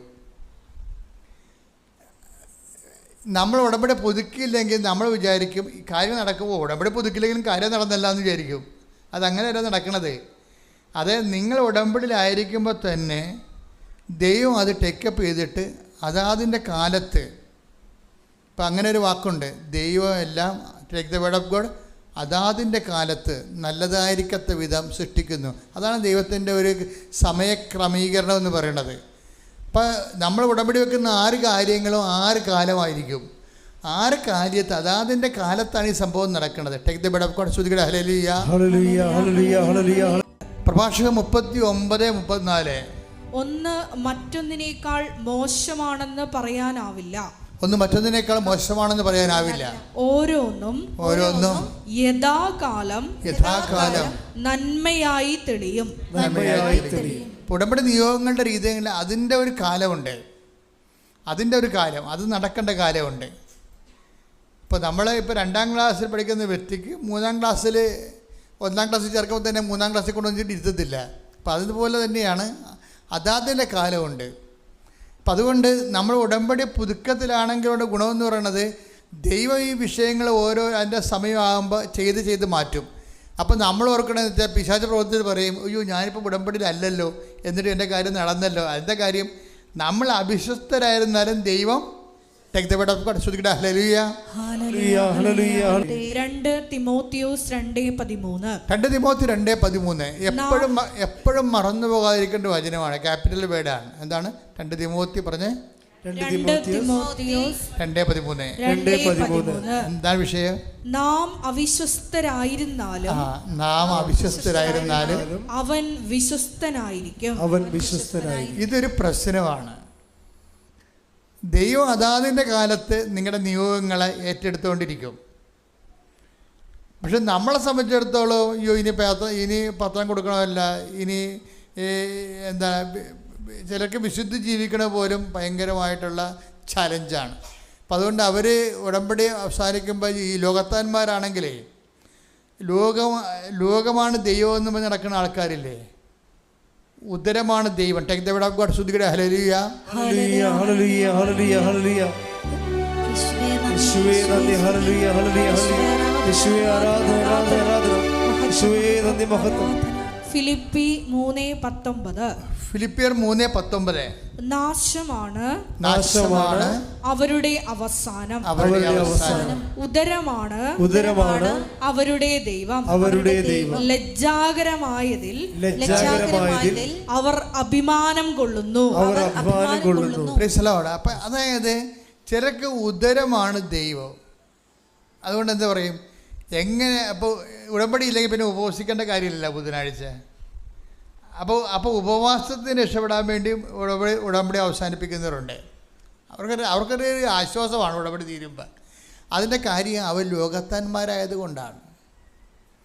ലോകത്താന്മാരാന്ന് പറയുമ്പോൾ നമ്മൾ ഇതിൻ്റെ ലോകത്താൻ റേഞ്ച് എന്ന് പറഞ്ഞാൽ ആദ്യത്തെ ഒരു കാലമാണ്. അത് കഴിഞ്ഞാൽ പിന്നെ ആത്മീയത ഉള്ളവർക്ക് മാത്രമേ ഉടമ്പടി മുന്നോട്ട് പോകാൻ പറ്റത്തുള്ളൂ. അതാണ് വിഷയം. അത് വളരെ നമ്മൾ ശ്രദ്ധിക്കണം. നമ്മൾ കാര്യം ജനം ഇങ്ങനെ ദൈവം ഇങ്ങനെ ആളെ ബ്രാൻഡ് ചെയ്തിട്ടുണ്ട്. ഭൗതിക മനുഷ്യനും ജഡിക മനുഷ്യനും ലൗകായിക മനുഷ്യനും ആത്മീയ മനുഷ്യനും ഒന്ന്. അപ്പോൾ ഈ ജഡിക മനുഷ്യന് ഉടമ്പടി ഒന്ന് പുതുക്കി തീർന്നാൽ അവിടെ ചുമ സ്റ്റോപ്പ് ചെയ്ത് കളയും. അതിൻ്റെ കാര്യം വെച്ച് കഴിഞ്ഞാൽ പിന്നെ ഇതിൻ്റെ ബാധ്യതകളൊക്കെ ഏറ്റെടുക്കേണ്ട കാര്യമില്ലല്ലോ. ദൈവസ്നേഹം ഇല്ലാതെ വിഷയസ്നേഹം ഉള്ളത് കൊണ്ടാണ് ഉടമ്പടി അപ്പം തന്നെ സ്റ്റോപ്പ് ചെയ്യണത്. ശ്രദ്ധിക്കട്ടെ. Hallelujah hallelujah hallelujah hallelujah. 1 Korinthos 2:14-15. 1 Korinthos 2:14-15. ലൗകിക മനുഷ്യന് ദൈവാത്മാവിന്റെ ദാനങ്ങൾ ഭോഷത്വമാകയാൽ അവനത് സ്വീകരിക്കുന്നില്ല. ഈ ദാനങ്ങൾ ആത്മീയമായി വിവേചിക്കപ്പെടേണ്ടവയാകയാൽ അവ ഗ്രഹിക്കാനും അവന് സാധിക്കുന്നില്ല. ഈ ഉദരമാണ് ദൈവം എന്ന് പറഞ്ഞ ആവശ്യമില്ല. ഭൗതിക ഉദരമാണ് ദൈവം എന്ന് പറയുമ്പോൾ തീറ്റിപ്പണ്ടാരാന്നല്ല എൻ്റെ അർത്ഥം. ലൗകികമായ കാര്യങ്ങൾക്ക് മാത്രം ദൈവത്തെ അവലംബം വെക്കുന്ന ആൾക്കാരാണ്. വീട്, ജോലി, വിവാഹം, PR, പെൻഷൻ, വേറെ ഒന്നുമില്ല. ഭൗതിക നേട്ടങ്ങൾക്ക് വേണ്ടി മാത്രം ദൈവത്തെ ഉടമ്പടി എടുത്തിരിക്കുന്ന ആൾക്കാരുണ്ട്. അവർക്ക് ആത്മീയത ഒരു പ്രശ്നമല്ല. നിങ്ങളുടെ ഉടമ്പടി പല സമയത്ത് സ്ലോ ആകാൻ കാരണം, പിത്ത പിടിക്കാൻ കാരണം എന്താ കാര്യം? ഉടമ്പടിക്ക് ഇങ്ങനെ കൊളസ്ട്രോൾ അടിക്കാൻ കാര്യം എന്താ? ഉടമ്പടി കൊളസ്ട്രോൾ അടിക്കാൻ കാര്യം ഇത് മൊത്തം ദൈവത്തെ സമീപിക്കുന്ന രീതിയുടെ കുഴപ്പമാണ്. ദൈവത്തിന് വേണ്ടി സ്വീകരിക്കുന്നതിന് പകരം ദൈവത്തിൻ്റെ ആനുകൂല്യങ്ങൾ അടിച്ചു മാറ്റാൻ വേണ്ടിയുള്ള തന്ത്രവിദ്യയായിട്ട് ഉടമ്പടിയെ നിങ്ങൾ ന്യൂനീകരിക്കുന്നുണ്ട്. അതുകൊണ്ടാണ് ആധ്യാത്മികമായ വളർച്ചയില്ലാത്തത്. ഉടമ്പടിയിലൂടെ ഈ ലൗകിക മനുഷ്യനാണ് അങ്ങനെ വളർച്ച മുറ്റി പോണത്. റോമ 8:9 എടുത്ത് ശ്രുതികട്ടെ. ഹല്ലേലൂയ.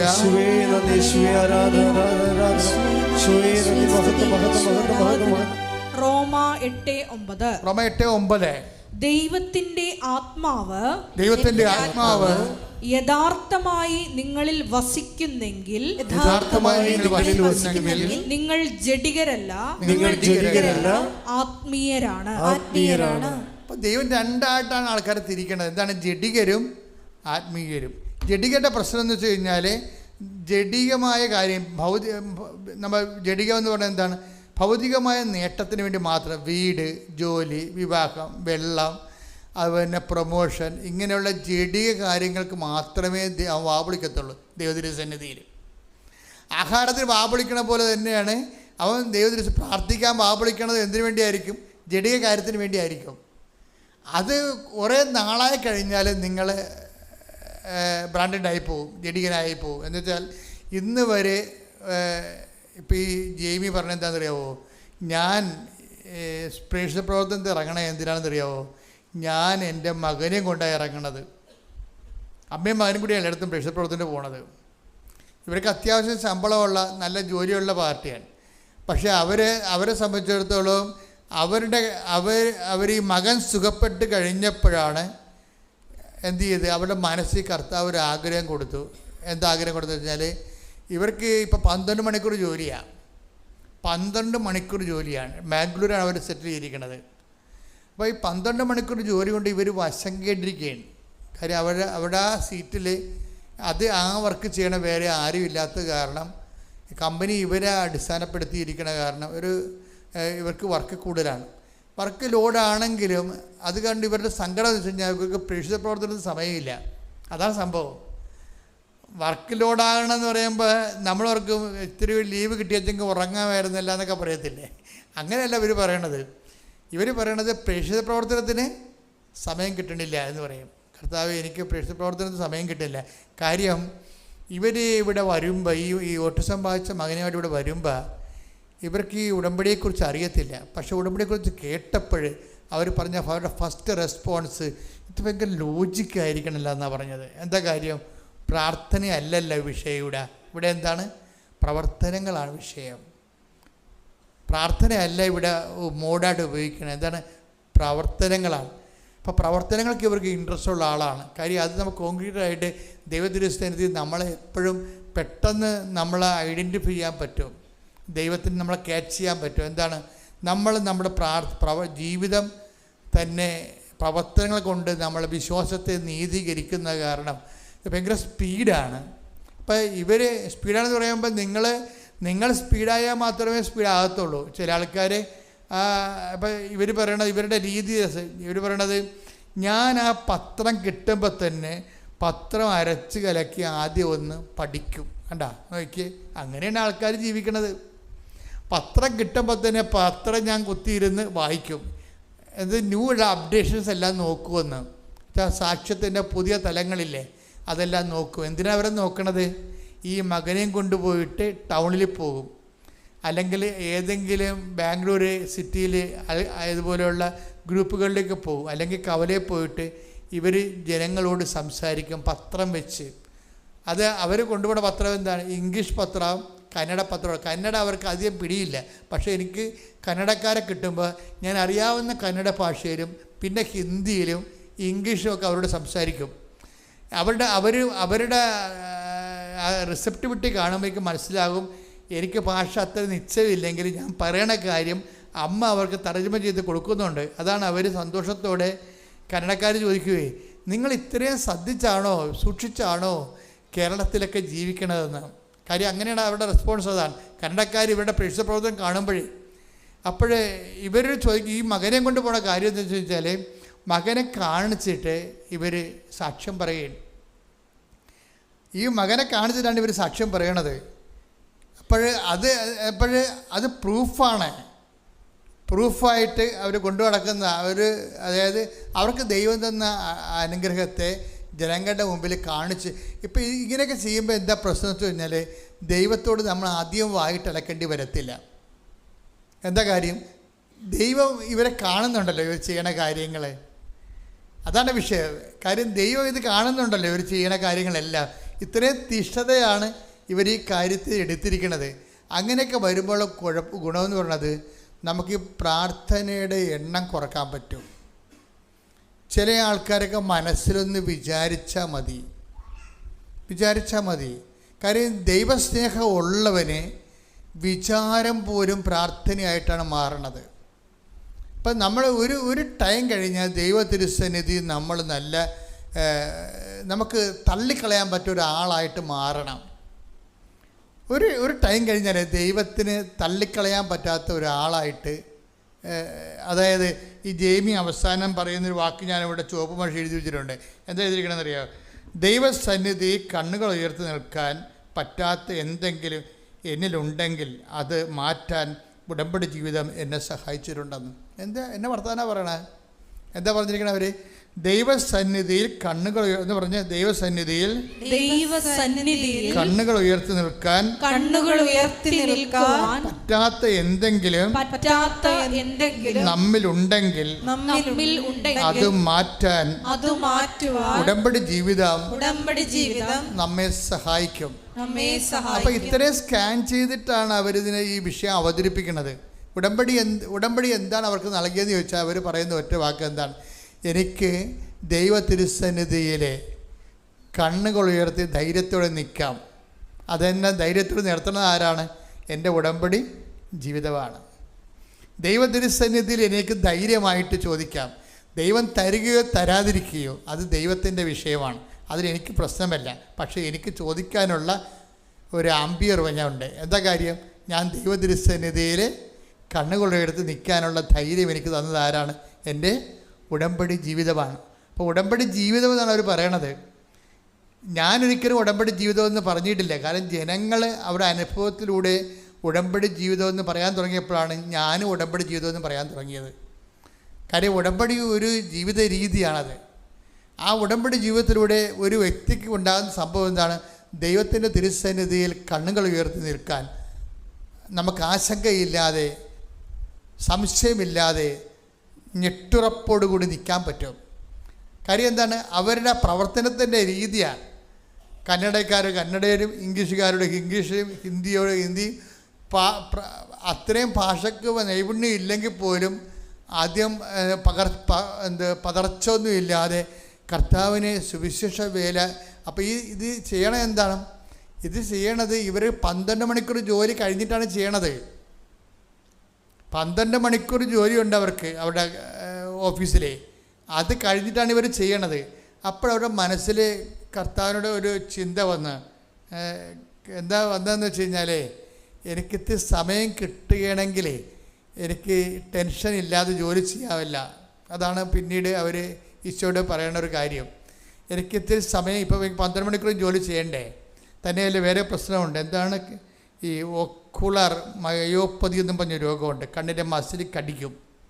അപ്പം അത് കണ്ണിന് അതുകൊണ്ട് ഈ കമ്പ്യൂട്ടർ നോക്കി കുറച്ച് നേരം ഇരുന്ന് കഴിഞ്ഞാൽ തന്നെ കണ്ണൊക്കെ വല്ലാത്ത രീതിയിൽ കണ്ണ് നിറയാനും മസിൽ പിടിക്കാനൊക്കെ തുടങ്ങും. അപ്പോൾ മസിൽ വെട്ടിക്കയറ്റെന്നൊക്കെ നമ്മൾ പറയത്തില്ലേ, അപ്പോൾ കണ്ണിൻ്റെ മസിൽ പിടിക്കും. അപ്പോൾ ആ രോഗമുള്ള ആളാണ് ഈ 12 മണിക്കൂർ ജോലി ചെയ്യണത്. ഈ ജോലിയുടെ ഇടയ്ക്കാണ് ഈ സുവിശേഷ വേലയ്ക്ക് പോണത്. അപ്പോൾ ഈശോയോട് മനസ്സിലൊന്ന് വിചാരിക്കും, എന്താണ് എനിക്ക് ഇത്തിരി സമയം കൂടി കിട്ടിയിരുന്നെങ്കിൽ എനിക്ക് കുറച്ചുകൂടി സമാധാനത്തിൽ പ്രേക്ഷിത വരെ ചെയ്യാൻ പറ്റുമല്ലോ എന്ന്. അവർ മനസ്സിൽ വിചാരിച്ചതേ ഉള്ളൂ. അവർക്ക് പ്രൊമോഷൻ്റെ സമയമൊന്നും ആയിട്ടില്ല. നിയമപരമായിട്ട് അവർക്ക് പ്രൊമോഷന് 3 കൊല്ലം കൂടി വേണം. പക്ഷേ എന്ത് ചെയ്ത് ആ മനസ്സിൽ വിചാരിച്ച ആ ആഴ്ച തന്നെ ഈശോ അവർക്ക് പ്രൊമോഷനും ശമ്പളവും കൂട്ടുകയാണ്. ദൈവം ഇങ്ങനെ വളരെ ഇങ്ങനെ കണ്ണെ കാണാവുന്ന പോലെയാണ്. നമ്മൾ ഈ പാത്ത് കളിച്ചിട്ടാണ് കുഴപ്പം വന്നിരിക്കുന്നത്. നിങ്ങൾ നേരെ വെളിച്ചത്ത് വരണം ദൈവത്തിൻ്റെ മുമ്പിൽ. ദൈവത്തിന് മുമ്പ് വെളിച്ചത്ത് വന്നിട്ട് നിങ്ങളുടെ പ്രവർത്തനങ്ങൾ ദൈവം കാണട്ടെ. ദൈവം കണ്ട് ദൈവം മനസ്സിലാക്കണം. നിങ്ങളൊന്നും ഒളിച്ച് കളിക്കണില്ല. തൽക്കാലം ഇങ്ങനെ ഒരു കാര്യം കാണാൻ വേണ്ടി കുറച്ച് നാളത്തേക്കുള്ള ചുറ്റിക്കളിയല്ല എന്ന് ദൈവത്തിന് തോന്നണം. പല ആൾക്കാർക്ക് ഉടമ്പടി ചുറ്റിക്കളിയാണ്. എന്താണ് ആ തൽക്കാലം ആ കാര്യം കാണാൻ വേണ്ടിയുള്ള ഒരു പമ്മലും ഒരു തിരികെത്തിക്കലും ഒരു ഓട്ടം പിടുത്തമൊക്കെ ഉള്ളൂ. ഇതൊക്കെ ദൈവത്തിന് അറിയാം. അങ്ങനെയുള്ള അഭ്യാസം ഇനി നടക്കത്തില്ല. എന്താ കാര്യം വെച്ചാൽ നിങ്ങൾക്ക് മുമ്പിൽ വന്ന ആൾക്കാർ, പുറകിൽ വന്ന ആൾക്കാർ ഒത്തിരി മുമ്പിലോട്ട് പോയി. അവരെന്താണ് സത്യസന്ധമായ ഒരു വഴികൾ തിരഞ്ഞെടുത്തിട്ടാണ് ദൈവത്തിന് അവർ ബോധ്യപ്പെടുത്തി. അപ്പോൾ എന്താ പറ്റി, അവർ ടൈം ഷോർട്ട് ചെയ്ത് കൊടുക്കും.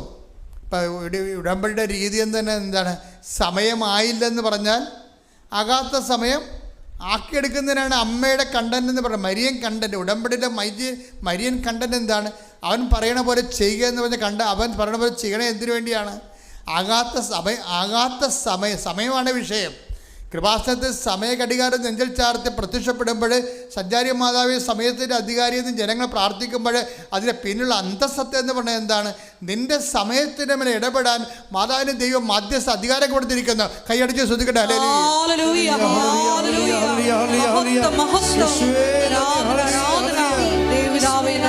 ഈ ട്രാൻസ്ഫർ ഇതോടുകൂടി പ്രൊമോഷനോട് കൂടി എന്നാ ചെയ്ത്, ബോണസ് കൂടി, പിന്നെ ഇൻക്രിമെൻ്റ് കൂടി. ഇവർ പ്രതീക്ഷിക്കാത്ത ഓരോ കാശ് ഇവർക്ക് കിട്ടി. ഈ കാശൊക്കെ പിടിച്ചുകൊണ്ടിരിക്കുമ്പോൾ എന്തെങ്കിലും ചെയ്യണം, ഇത് വേണ്ടി ആർക്ക് ചെയ്യണം, ആർക്കെങ്കിലും ഈശോയുടെ പേരിൽ ഉടമ്പടിയുടെ പേരിൽ എന്തെങ്കിലും ചെയ്യണമെന്ന് പറഞ്ഞുകൊണ്ടിരിക്കുകയാണ്. അപ്പോഴൊരു നേഴ്സ് വന്ന് ഇവരെ കാണാം. ഇവർ സ്ഥിരമായിട്ട് പോകുന്ന ഗവൺമെൻറ് ആശുപത്രിയിൽ നേഴ്സ് പറയും, നിങ്ങൾ എന്നോട് പറഞ്ഞില്ലേ സഹായിക്കാനുള്ള ആരെങ്കിലും കാണുമെങ്കിൽ പറയണമെന്ന്. ഞാനൊരാളെ കണ്ടിട്ടുണ്ടെന്ന് പറഞ്ഞു. ഒരാളുടെ അടുത്ത് ചെല്ലും. ആൾ ചെല്ലുമ്പോൾ അയാൾക്ക് കൈയും കാലം തളർന്നിരിക്കുകയാണ്. അപ്പം അയാളോട് ചോദിക്കും, നിങ്ങൾക്ക് എന്താ വേണ്ടെന്ന് ചോദിക്കും. അപ്പം അയാൾ കരഞ്ഞ് പ്രാർത്ഥിച്ചുകൊണ്ടിരിക്കുകയാണ് കഴിഞ്ഞ ആഴ്ചയിൽ. എന്താണ്, ഒരു കസ്റ്റമൈസ് വീൽ ചെയർ കിട്ടാൻ വേണ്ടി. അപ്പോൾ അയാൾ പറഞ്ഞ് എനിക്കൊരു കസ്റ്റമൈസ് വീൽ ചെയർ തന്നാൽ മതി എന്ന് പറയും. അപ്പോൾ ഉള്ള വിഷയം എന്ന് പറയണത് അയാൾക്ക് കൈയും കാലം തളർന്നിരിക്കുകയാണ്. അപ്പോഴേ അദ്ദേഹത്തിന് അങ്ങനെയുള്ള മനുഷ്യരൊക്കെ ഈ ഭൂമി ജീവിച്ചിട്ടുണ്ട്. കൈയും കാര്യമൊക്കെ നിങ്ങൾ ഉയർത്തി സ്തുതിക്കാൻ നേരത്ത് ഓർക്കണം, ദൈവത്തോട് നന്ദി പറയണം നമ്മൾ, ഞാനായാലും നിങ്ങളായാലും. അപ്പം അതായത് ഉടനെ ഇവർക്ക് ആ പൈസ മുഴുവൻ കൊടുത്തിട്ട് വീൽ ചെയർ മെഡിക്കൽ അറേഞ്ച് ചെയ്ത്. അപ്പം ദൈവത്തിൻ്റെ കൂടെ ജീവിക്കുമ്പോൾ ആ ദൈവത്തിൻ്റെ കൂടെ ജീവിക്കുന്നതിന് വേണ്ടിയുള്ള ഒരു അറ്റ്മോസ്ഫിയർ ദൈവം നമുക്ക് ക്രിയേറ്റ് ചെയ്ത് തരും.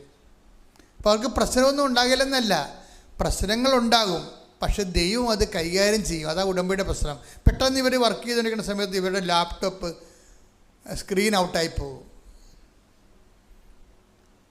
ഇവർ വർക്ക് ചെയ്തുകൊണ്ടിരിക്കുന്ന സമയത്ത് ലാപ്ടോപ്പ് എന്താ പറയണത്, സ്ക്രീനെ ഒന്നും കാണത്തില്ല, അത് കട്ടായി പോകും. ഇവരെങ്ങനെ കിണഞ്ഞ് വിഷമിച്ച് ഇത് നന്നാക്കിയിട്ട് ലാപ്ടോപ്പ് നന്നാക്കാൻ പറ്റണില്ല. അപ്പോൾ പിന്നെ അവർക്ക് വർക്ക് തീർന്ന്. അപ്പോൾ ഉടനെ അപ്പം മനസ്സിൽ ചിന്തിച്ച് എന്നാൽ വില്ലേജ് ഓഫീസിലോട്ട് പോകാമെന്ന് വിചാരിച്ച്.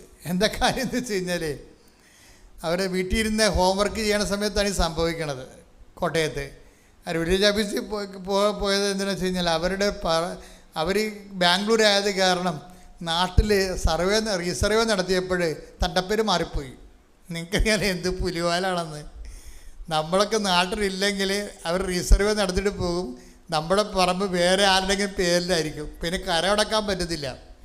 അങ്ങനെ കരമടക്കാൻ പറ്റാതെ 2 കൊല്ലമായി ഒരു പുരയിടത്തിന് കരമടക്കാൻ പറ്റാതെ കിടക്കുകയാണ്. അപ്പോൾ അതിന് ഇപ്പോൾ ലാപ്ടോപ്പ് ഓഫായപ്പോൾ അവർ വിചാരിച്ച് എന്നാൽ കിട്ടുന്ന സമയത്ത് വില്ലേജ് ഓഫീസിൽ പോയിട്ട് കരമടക്കാനുള്ള കാര്യം ഇനി 2ാമത് സർവേ ചെയ്തിട്ട് 2ാമത് ഭൂമി അളന്നിട്ട് ആണ് ഇനി അത് നമുക്ക് കരമടക്കാൻ പറ്റാത്തുള്ളൂ. 2ാം സർവേ നടത്തണം. അത് വലിയ പാടാണ്. ഇവർ വില്ലേജ് ഓഫീസിൽ ചെന്നപ്പോൾ വില്ലേജ് ഓഫീസറെ സീരിയസ് ആയിട്ട് ഫോണിൽ എന്ത് സംസാരിച്ചുകൊണ്ടിരിക്കുകയാണ്. സംസാരിച്ചുകൊണ്ടിരിക്കുന്ന സമയത്ത് അതൊക്കെ മുമ്പ് വില്ലേജ് ഓഫീസിന് മുമ്പ് അവിടെ ഒരു LD ക്ലർക്ക് UD ക്ലർക്ക് ഉണ്ടാകുമല്ലോ, സൂപ്രണ്ട്, അല്ലെങ്കിൽ അവരെ കണ്ടപ്പോൾ പറഞ്ഞ് മാഡം ഒരു പണി നടക്കത്തില്ല, റീസർവേക്കാരെ കൊണ്ടിവിടെ പൊറുതി മുട്ടിയിരിക്കുകയാണ്. 3 കൊല്ലത്തെ ആപ്ലിക്കേഷൻസ് ഇവിടെ ഉണ്ട്. ഇരിക്കണ ഫയൽ കണ്ടില്ലേ, 3 കൊല്ലം. ഇപ്പം അങ്ങോട്ട് കയറണ്ട. കാര്യം 3 കൊല്ലം മുമ്പ് തന്നത് പോലും ഞങ്ങൾക്ക് പോയി അളക്കാൻ പറ്റിയിട്ടില്ല. ഇതിന് ഒത്തിരി കംപ്ലൈൻറ്റുകൾ കിടക്കണ കാരണം ഇതൊന്നും നടക്കത്തില്ലെന്ന് പറഞ്ഞു. അപ്പോൾ ഇവർ അങ്ങനെ നോക്കിയിട്ട് വില്ലേജ് ഓഫീസിൻ്റെ ഫോൺ വിളിച്ച് തീർന്നപ്പോൾ ഒരു തരി ഉപ്പ് കൊണ്ടുപോയി, ഉടമ്പടി ഉപ്പ് കൊണ്ടുപോയി വില്ലേജ് ഓഫീസിലിട്ട്. നിങ്ങൾ ഉപ്പ് ഇട്ട് പ്രാർത്ഥിക്കണമെന്ന് പറയണില്ലേ? എപ്പോഴും നമ്മൾ ശ്രദ്ധിക്കണമെന്ന് വെച്ച് കഴിഞ്ഞാൽ നിങ്ങളതൊരു ശുദ്ധപ്രയോഗം പോലെ ചെയ്യരുത്. ഉടമ്പടിയിൽ ഉപ്പ് തന്നിരിക്കുന്നതിൻ്റെ ഉദ്ദേശം എന്ന് പറയുന്നത് അത് അറിയാവുന്നവർ മാത്രമേ അത് അപ്ലൈ ചെയ്യാവൂ. കാര്യം അതിൻ്റെ ഉദ്ദേശം എന്ന് പറയണത്, ഇപ്പോൾ കഴിഞ്ഞ ദിവസങ്ങളിൽ ഇവിടെ സാക്ഷ്യം പറഞ്ഞപ്പോൾ ഉപ്പിട്ട കാര്യം പറഞ്ഞപ്പോൾ സാക്ഷ്യം പറഞ്ഞ ലേഡി പറയണത് അത് കർത്താവിൻ്റെ രക്തമാണെന്നൊക്കെ. അപ്പോൾ ഞാൻ തന്നെ ഞെട്ടിപ്പോയി. അങ്ങനെയൊന്നും ഞാൻ പറഞ്ഞിട്ടില്ല, അത് അവിടെ കയ്യിൽ നിന്നിട്ട് കാച്ചണതാണ്. ഇതൊക്കെ കയറിപ്പോവുകയില്ലേ? ഇതൊന്നുമല്ല വിഷയം. ഉപ്പ് എന്താ വിഷയമെന്ന് അറിയണം നമ്മൾ. അതെന്താ പ്രശ്നം എന്ന് പറയണത്, ഇത് ഈ നോട്ട് ബൈ ഉടമ്പടി വർക്ക് ചെയ്യണത് എങ്ങനെയാണ്? Not by merit but by grace. അതെന്താണ്? അത് എപ്പോഴും ഓർക്കണം. ഉടമ്പടിയുടെ സ്പേസ് എന്ന് പറയണത് നോട്ട് ബൈ മെറ്റ്, എൻ്റെ യോഗ്യതയല്ല, അങ്ങയുടെ കൃപയെന്നാണ്. അത് തന്നെയാണ് ഈ ഉപ്പിൻ്റെ പ്രയോഗത്തിൻ്റെ അത് വരണത്. ഉപ്പിൻ്റെ പ്രയോഗം ബൈബിളിൽ ഉടമ്പടി ഉപ്പെന്നാണ് വിളിക്കുന്നത്. അതിനെ ബൈബിളുള്ളതാണ് ഉടമ്പടി ഉപ്പ്, അല്ലാതെ കൃപാസനത്തിന് വെച്ചിട്ട് തന്നെ അല്ല. ഉടമ്പടി ഉപ്പ് ബൈബിളിലുള്ളതാണ്. പക്ഷെ ഉപ്പ് ഉപയോഗിക്കുന്നത് എപ്പോഴാണ്? അഹ്റോന് അതുപോലെ ലേവ്യ സന്തതികൾക്കും ഇസ്രയേലിൻ്റെ ഭാഗം വെച്ചപ്പോൾ ഓഹരിയില്ല. അപ്പോൾ മോസസ് അഹ്റോനോട് പറയും, ലേവ്യ പുത്രന്മാർ പുരോഹിതന്മാർ അൾത്താർ ശുശ്രൂഷകരാണ്, അവർക്ക് ഇസ്രയേലിൽ ഓഹരിയില്ല. ദൈവമായ കർത്താവായ ദൈവം തന്നെയാണ് അവരുടെ ഓഹരി. അതുകൊണ്ട് ബലിവസ്തുക്കളിൽ ഉപ്പ് തളിച്ചതുകൊണ്ട് അത് ആരും എടുക്കരുത്, അത് ലേവ്യ കുടുംബത്തിലുള്ളതാണെന്ന് പറയും. അതാണ് ഉപ്പ് തളിക്കേണ്ടത് ദൈവത്തിനുള്ളതാണെന്ന്. അതാണ് എൻ്റെ അർത്ഥം. നമ്മൾ ഉപ്പ് കൂടെ തളിച്ചതിൻ്റെ അർത്ഥം എന്താണ്? വിശ്വാസ പ്രമാണം ചൊല്ലിയത് അർത്ഥത്തിൻ്റെ അർത്ഥം എന്താണ്? ഞാനിവിടെ തോറ്റിരിക്കുന്നു, എനിക്കിവിടെ അവകാശമില്ല, എൻ്റെ അവകാശം കർത്താവാണെന്ന്. ശ്രദ്ധിക്കട്ടെ, ഹല്ലേലൂയ. അത് നമ്മൾ അറിയണമെങ്കിൽ, അത് വായിക്കണമെങ്കിൽ സംഖ്യ എടുത്തേ, സംഖ്യ 18, 19, 20 എടുത്തേ. ശ്രദ്ധിക്കട്ടെ, ഹല്ലേലൂയ. സംഖ്യ 18:19. ഇസ്രായേൽ ജനം കർത്താവിന് നീരാജനമായി സമർപ്പിക്കുന്ന ഉപ്പ് തളിച്ച് സമർപ്പിക്കുന്ന വിശുദ്ധ കാഴ്ചകളെല്ലാം നിനക്കും പുത്രന്മാർക്കും പുത്രിമാർക്കും ശാശ്വത അവകാശമായി ഞാൻ നൽകുന്നു. കർത്താവിന്റെ സന്നിധിയിൽ നിനക്കും സന്തതികൾക്കും ഇത് എന്നേക്കും നിലനിൽക്കുന്ന അലംഘനീയമായ ഉടമ്പടിയായിരിക്കും. 18-20 വായിച്ചേ. കർത്താവ് അഹറോനോട് അരുൾ ചെയ്തു, ഇസ്രായേലിൽ നിനക്ക് ഭൂമി അവകാശമായി ലഭിക്കുകയില്ല. അവരെ പോലെ നിനക്ക് ഓഹരിയും ഉണ്ടായിരിക്കുകയില്ല. ഞാനാണ് നിന്റെ അവകാശവും ഓഹരിയും. ഇതാണ് ഉപ്പ് തളിക്കാനോട് ഉദ്ദേശിക്കുന്നത്. എന്താണ്? എനിക്ക് ഇതിൻ്റെ അകത്ത് കഴിവില്ല, എനിക്ക് ഇതിൻ്റെ അകത്ത് ഓഹരിയില്ല, എൻ്റെ ഓഹരി എൻ്റെ കർത്താവാണ്. Not by merit but by grace. ഇതാ സംഭവം. സൈന്യത്താലെ അല്ല, ശക്തിയാലെ അല്ല, കർത്താവിൻ്റെ ആത്മാവിനാൽ. മരുന്നോ ലേപനമോ അല്ല, കർത്താവിൻ്റെ വചനമാണ്. കൈയടിക്കട്ടെ, ശ്രുതിക്കട്ടെ, ഹല്ലേലൂയ. അത് ചെയ്യുമ്പോൾ വിശ്വാസപ്രമാണം ചങ്കെ കൊണ്ട് ചൊല്ലിയിട്ട് വേണം അത് പ്രയോഗിക്കാൻ. ഇത് വിശ്വാസ പ്രയോഗമെന്ന് പറയും. ഞാൻ നേരത്തെ പറഞ്ഞിട്ടുള്ളതാണ്, പുതിയ ആൾക്കാർ കേൾക്കാം. വിശ്വാസത്തെ ഉടമ്പടിയിൽ നമുക്കറിയാം, വിശ്വാസത്തെ നമുക്ക് പ്രാർത്ഥനയാക്കി മാറ്റാം, വിശ്വാസത്തെ നമുക്ക് പ്രഖ്യാപനമായി മാറ്റാം, വിശ്വാസത്തെ നമുക്ക് പ്രയോഗമായി മാറ്റാം. അപ്പോൾ ഉടമ്പടിയിലാണ് പ്രയോഗവിധികളുള്ളത്. വിശ്വാസത്തെ പ്രയോഗമാകും. ഇപ്പോൾ എന്താണ് ഇപ്പോൾ ഇവർ പറയണത്, ഇവർ PT പരീക്ഷയ്ക്ക് പോകും. ഇപ്പോൾ ഈ സ്ഥലത്തിൻ്റെ കാര്യം പറഞ്ഞല്ലേ, സ്ഥലത്തിൻ്റെ കാര്യം ഇവർ ഒപ്പിട്ട് കഴിഞ്ഞപ്പോൾ തന്നെ ഈ വില്ലേജ് ഓഫീസിൻ്റെ സാറിനോട് ഇത് കാര്യം പറഞ്ഞു, ഇതാണ് സംഭവം എന്ന് പറഞ്ഞു. പുള്ളി അവിടെ ഇരുന്നിട്ട് അപ്പം തന്നെ പച്ചമഷി എടുത്തിട്ട് സാങ്ഷനാക്കും. ഓൺ ദി സ്പോട്ട് സാങ്ഷനാക്കുകയാണ്. 3 കൊല്ലത്തെ ഫയൽ അവിടെ ഇരിപ്പുണ്ട്. 3 കൊല്ലത്തെ ഫയൽ അവിടെ ഇരിപ്പുണ്ടെന്നറിയണോ? എന്നിട്ട് സാങ്ഷനാക്കിയിട്ട് അദ്ദേഹമാണെങ്കിൽ ഒരു എന്തോ ഹാൻഡിക്യാപ്ഡായിട്ടുള്ള ആളാണ്. അദ്ദേഹം എന്നിട്ട് അവിടെ നിന്ന് വീൽ ചെയർ ഉന്തി അദ്ദേഹം ഈ ആദ്യം മുടക്ക് പറഞ്ഞ ആളിൻ്റെ അടുത്ത് വരും എന്ന് പറയും, സാങ്ഷൻ ആക്കിയിട്ടുണ്ട്, സെറ്റ് ചെയ്തേക്കാൻ പറയും. അപ്പോഴേ എന്തൊരു വില്ലേജ് ഓഫീസർ പോകും. അപ്പോൾ ഈ സൂപ്രണ്ട് പറയും, മാഡം എന്ത് ചതിയാണ്, നടക്കത്തില്ല. കാര്യം നിങ്ങളോട് ആദ്യം ഞാൻ പറഞ്ഞില്ലേ, ഇവിടെ ഫയൽ ഇങ്ങനെ ഇരിക്കണം കണ്ടില്ലേ, 3 കൊല്ലത്തെ ഉണ്ടെന്ന് പറയും. അപ്പോൾ ഓക്കെ എന്ന് പറഞ്ഞുകൊണ്ട് ഇവർ പോരും. അവർ അതിൻ്റെ പേരിലൊന്നും പറയാതെ നിൽക്കില്ല. എന്താ കാര്യം? ഉടമ്പടിയിലുള്ളവർ അധികം സംസാരിക്കത്തില്ല. നമുക്ക് അവരോട് സംസാരിക്കേണ്ട കാര്യമില്ലല്ലോ. നമ്മൾ സെൻറ്ററിലല്ലേ സാധനം പിടിക്കുന്നത്, അതെപ്പോഴും ഓർക്കണം നിങ്ങളെ. സെൻറ്ററിൽ പിടിപാടുള്ളവർ അധികം സംസാരിക്കത്തില്ല. അല്ലാത്തവർ മുഖ്യം മൂല്യം വായത്തൊന്നൊക്കെ വിളിച്ച് പറഞ്ഞിട്ട് പോകും. നിങ്ങൾക്ക് മനുഷ്യൻ്റെ വിഷമം അറിയാൻ പറ്റില്ല, കഷ്ടം, ഞാൻ എത്ര പ്രാവശ്യം നടക്കണം, ഞാൻ ഒരൊറ്റ പെണ്ണല്ലേ, ഇങ്ങനെ ഈ മനുഷ്യന്മാർ വായത്തൊന്നൊക്കെ വിളിച്ച് പറയുമല്ലോ. അങ്ങനെയൊന്നും വിളിച്ചുകൊണ്ട കാര്യമില്ല. ഉടമ്പടിക്കാർ ഉടമ്പടിയിൽ ഇരിക്കുന്നത് നമുക്ക് തന്നെ തോന്നുന്നത് നമ്മൾ ഉടമ്പടിയിലാണെന്ന്. അപ്പോൾ ഇവരൊന്നും മിണ്ടിയില്ല. കാര്യം എന്താണ്? അത് വേറെ സെൻട്രൽ ഓഫീസുണ്ട്, അത് മറിയത്തിൻ്റെ ഓഫീസിൽ ചെയ്യണ കാര്യമാണത്. ഇവർ ചെയ്യണമല്ലത്, അതവരോട് ചെയ്യും. അത് ചെയ്തിട്ട് മാത്രമേ റിപ്പോർട്ട് ചെയ്യത്തുള്ളൂ. എന്നിട്ട് അവർ കണ്ടു പോകുന്നു. പിറ്റേ ദിവസം ഇവരെന്ത് ചെയ്യുക, ഇവർ ആ ഉപ്പ് കൊണ്ടുവന്ന് ഈ റിസർവേ മാറിപ്പോയ സ്ഥലത്ത് കൊണ്ടുവന്ന് വിശ്വപ്രമാണം ചൊല്ലി അവർ കുർബാനയ്ക്ക് പോയി. കുർബാനയ്ക്ക് പോയിട്ട് ഞായറാഴ്ച തിരിച്ചു വന്ന ശേഷം റീസർവേ മാറിപ്പോയ പുരയിടത്തിൽ കൊണ്ടുവന്ന് ഈ ഉപ്പ് വിശ്വപ്രമാണം ചൊല്ലിയിട്ട് 5 മിനിറ്റ് കഴിഞ്ഞപ്പോൾ തന്നെ ഒരു സർവേയർ ഇവരെ വിളിക്കും. ടൈം കണ്ട, ടൈം എന്താ ഇങ്ങനെ നിൽക്കുകയാണ്. 5 മിനിറ്റ് കഴിഞ്ഞപ്പോൾ ഒരു സർവേയർ വിളിക്കും, മാഡം നിങ്ങളുടെ നാളെ 11 മണിക്ക് നിങ്ങൾ ആ പുരയിടത്തിലുണ്ടാകണം, ഞാൻ അളക്കാൻ വരുന്നുണ്ടെന്ന്. നോക്കിയേ, ഇതെങ്ങനെ ഇത് വർക്കൗട്ട്. ഇതാണ് ടൈം ഷോർട്ടണിങ് എന്ന് പറയണത്. ടൈം ഷോർട്ടണിങ്, സമയ ചുരുക്കം എന്ന് പറയും. മറിയം അത് ഒപ്പിട്ട് കഴിഞ്ഞാൽ പിന്നെ ആർക്കും തടുക്കാൻ പറ്റത്തില്ല. ഞാൻ തുറന്ന വാതിൽ ആരും അടക്കത്തില്ല, അടച്ച വാതിൽ ശ്രദ്ധിക്കട്ടെ. ഹല്ലേലൂയ. യെശയ്യാ 22:22. യെശയ്യാ 22:22. ദാവീദ് ഭവനത്തിന്റെ താക്കോൽ അവന്റെ തോളിൽ ഞാൻ വെച്ചു കൊടുക്കും. അവൻ തുറന്നാൽ ആരും അടയ്ക്കുകയോ അവൻ അടച്ചാൽ ആരും തുറക്കുകയോ ഇല്ല. ഇത് ഈശോയ്ക്ക് കിട്ടിയ അധികാരമാണ്, ദാവീദ് ഭവനത്തിൻ്റെ താക്കോല്. ആ അധികാരമാണ് അമ്മയുടെ മധ്യസ്ഥതയിൽ കൈമാറണത്. അമ്മ അവിടെ കൊണ്ട് ഒപ്പിട്ട് സമയം ആയില്ലെന്ന് പറഞ്ഞാൽ പോലും അമ്മ ഒപ്പിട്ട് കഴിഞ്ഞാൽ ആകാത്ത സമയം ആക്കിയെടുക്കും. എപ്പോഴും എൻ്റെ മക്കളോട് എനിക്ക് ആധിയോടും ഭീതിയോടും കൂടി പറയാനുള്ള കാര്യം, ഞാൻ പറയണത് ഏത് രീതിയിൽ നിങ്ങൾക്ക് മനസ്സിലാവണമെന്ന് എനിക്കറിയത്തില്ല.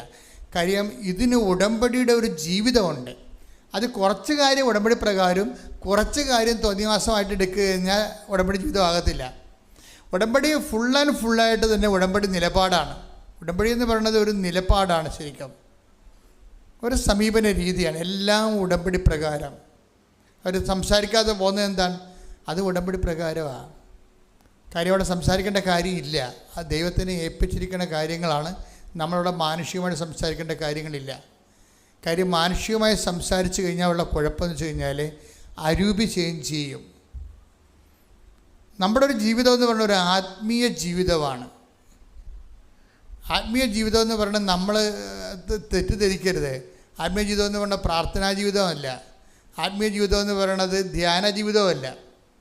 ആത്മീയ ജീവിതം എന്ന് പറയുന്നത് നമ്മുടെ പെരുമാറ്റത്തിൽ നമ്മൾ എടുക്കുന്ന നിലപാടുകൾക്ക് ആത്മീയത ഉണ്ടാകണം.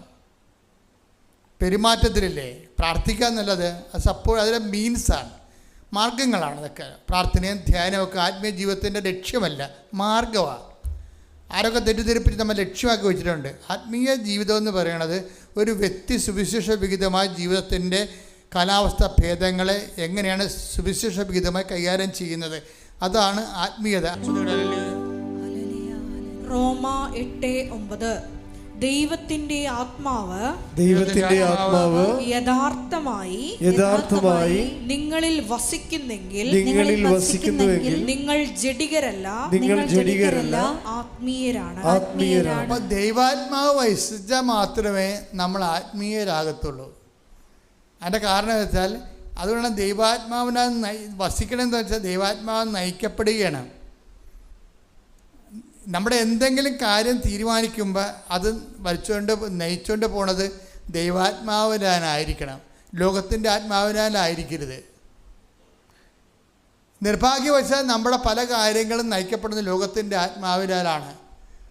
ആരെ പറ്റിക്കാം, ഏത് രീതി തരികിട കാണിച്ച് തട്ടിപ്പ് കാണിക്കാം, അതെല്ലാം ലോകത്തിൻ്റെ ആത്മാവിനാലാണ്. ദൈവികമായ കാര്യങ്ങൾ വരുമ്പോൾ കൊള്ളലാഭങ്ങളൊന്നും കിട്ടത്തില്ല നമുക്ക്. ബിസിനസ്സുകാരെല്ലാം ഇവിടുന്ന് ഗുഡ് ബൈ പറഞ്ഞു പോകും. എന്താ കാര്യം? കൊള്ളലാഭം കിട്ടത്തില്ല. പറ്റിച്ചാലും വെട്ടിച്ചാലും അല്ലേ ആൾക്കാർക്ക് കൊള്ളലാഭം കിട്ടത്തുള്ളൂ. ഒന്നെങ്കിൽ സർക്കാരിനെ പറ്റിക്കണം, അല്ലെങ്കിൽ നിങ്ങളുടെ കമ്പോണൻറ്റിനെ പറ്റിക്കണം, അല്ലെങ്കിൽ നിങ്ങളുടെ സപ്ലൈസിനെ പറ്റിക്കണം. ആരെങ്കിലും പറ്റിക്കേണ്ടി വരികയില്ലേ? പറ്റിക്കാതെ തന്നെ ലാഭം ഉണ്ടാക്കണം. പറ്റിച്ചാണ് ലാഭം ഉണ്ടാക്കണമെന്നുണ്ടെങ്കിൽ അത് ലോകത്തിൽ അതിന് കെട്ടിയെടുത്ത് ക്രിസ്ത്യാനി ആകേണ്ട കാര്യമൊന്നുമില്ല. അത് ലോകത്തിലുള്ള എല്ലാവരും ചെയ്യണതാണ്.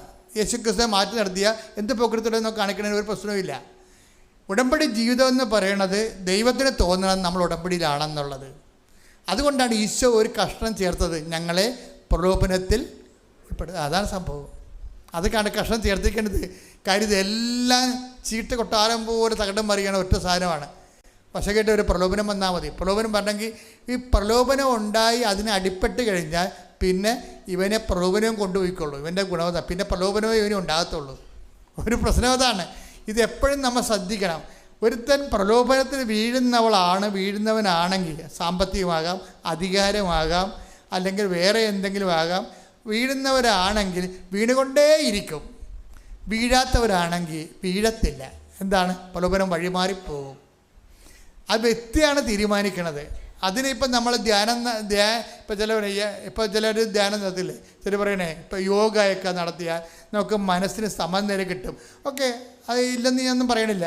പക്ഷെ ബൈബിൾ എന്താ അതിനെക്കുറിച്ച് പറയണത്? അങ്ങനെയുള്ള സമനിലയെ ആത്മീയതയായിട്ട് തെറ്റിദ്ധരിക്കുന്നതാണ് പറയണത്. 1 Timothy 4:8 hallelujah hallelujah hallelujah hallelujah യേശുവേ സ്തുതി ഹല്ലേലൂയ ഹല്ലേലൂയ ഹല്ലേലൂയ 1 തിമോത്തി 4:8 ശാരീരികമായ പരിശീലനം കൊണ്ട്, ശാരീരികമായ ബ്രീത്തിങ് ഒക്കെ കൊണ്ട് കുറച്ച് പ്രയോജനമുണ്ട്. കുറച്ച് പ്രയോജനമേ ഉള്ളൂ. എന്നാൽ ആത്മീയത എല്ലാ വിധത്തിലും വിലയുള്ളതാണ്. എന്തുകൊണ്ടെന്നാൽ അത് ഈ ജീവിതത്തെയും വരാനിരിക്കുന്ന ജീവിതത്തെയും സംബന്ധിക്കുന്ന വാഗ്ദാനങ്ങൾ ഉൾക്കൊള്ളുന്നു. വരാനിരിക്കുന്ന ജീവിതത്തെ കണക്കിലെടുക്കാതെ ഒരു ജീവിതം ഉണ്ടെങ്കിൽ അതിനകത്ത് ആത്മീയത ഉണ്ടാകത്തില്ല. വരാനിരിക്കുന്ന ജീവിതത്തെ എന്താണ്? അവിടെ കണക്ക് കൊടുപ്പിക്കലാണ് അവിടുത്തെ മെയിൻ സംഭവം. ഓഡിറ്റിങ് നടക്കുന്നത് അവിടെയാണ്. വരാനിരിക്കുന്ന ജീവിതത്തെ സുവിശേഷവിഹിതമായ ഒരു ഗോസ്പൽ ഓഡിറ്റിങ് നിൻ്റെ ജീവിതം നടത്തി കഴിഞ്ഞാൽ സുവിശേഷവിഹിതമായ ഓഡിറ്റിങ് ഉണ്ടാകുമല്ലോ അവസാനം. ആ ഓഡിറ്റിങ്ങിൻ്റെ സമയത്ത് നമുക്ക് പിടിച്ചിരിക്കാൻ പറ്റുന്നില്ല എന്നുണ്ടെങ്കിൽ നമ്മൾ നയിച്ച ജീവിതം ചിലപ്പോൾ അത് ആത്മീയ ജീവിതമാണെന്ന് പറയാൻ പറ്റത്തില്ല. അതെന്താ കാര്യം? ദൈവാത്മാവിനെ നയിക്കുന്നവരാണ് ദൈവത്തിൻ്റെ മക്കൾ. ദൈവത്തിൻ്റെ മക്കൾക്ക് മാത്രമാണ് ആത്മീയ ജീവിതം എന്ന് പറയാൻ പറ്റണത്. എന്താണ് ഇതറിയണമെങ്കിലേ, ഇപ്പോൾ ഈശോ തന്നെ അപ്പോസ്തലന്മാരെ വിട്ടില്ലേ? ഒരു വിഷയം ലോകായികമായിട്ടും കൈകാര്യം ചെയ്യാം, ആത്മീയമായിട്ടും കൈകാര്യം ചെയ്യാം. ഉടമ്പടി ഇരിക്കുന്നവർ ശ്രദ്ധിക്കേണ്ട കാര്യങ്ങളാണ്. നമുക്ക് 2 ഓപ്ഷൻസ് ഇല്ല, ഒരു ഓപ്ഷനേ ഉള്ളൂ. ഇപ്പോൾ അപ്പോസ്തലന്മാർ വിട്ടപ്പോൾ അവരെങ്ങനെയാണ് കൈകാര്യം ചെയ്യുക? ഇപ്പോൾ സമറിയയിലേക്ക് അപ്പോസ്തലന്മാർ പോയി. അപ്പോൾ സമറിയക്കാർ പറഞ്ഞു നിങ്ങളെ വിടത്തില്ല. എന്താ കാര്യം? നിങ്ങൾ ജെറുസലേമിലേക്ക് പോകുന്നവരാണ്. അപ്പോൾ അപ്പോസ്തലന്മാരെന്ത് ചെയ്യും? അവർ അവസാനം അപ്പോസ്തലന്മാരുടെ സ്റ്റാൻഡ് മറന്നിട്ട് പറയും കർത്താവിനോട് തിരിച്ചു വന്നിട്ട് അവർ ക്ഷോഭിക്കും. അതിലെന്താ ക്ഷോഭിക്കണത്? എന്താ പറയണത്?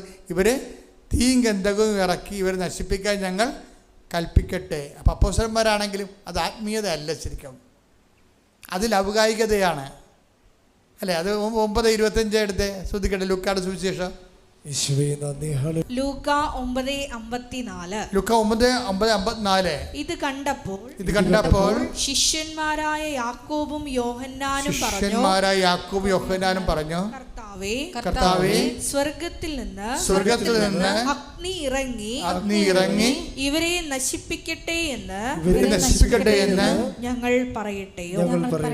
ഇപ്പം എന്താ പ്രശ്നം വെച്ച് കഴിഞ്ഞാൽ അവിടെ നശിപ്പിക്കട്ടെ എന്നല്ല പറയണത്. അപ്പം നമ്മൾ പറഞ്ഞില്ലെങ്കിലും നമ്മൾ എന്തെങ്കിലും നമുക്കൊരു വിഷമം ഉണ്ടാകും, പറയും ദൈവമേ എന്തുമാത്രം ആൾക്കാരെ മണ്ടിയിടിച്ച് ചാകണം, ഈ ശവം ഇപ്പോഴും കുത്തിയിരിക്കാനുള്ള പറയാം. അത് മതി. അവരോട് ഉടമ്പടി അവിടുത്തെ ബ്രേക്കായി, നിങ്ങളുടെ ഉടമ്പടിയുടെ കാര്യത്തിൽ തീരുമാനമായി.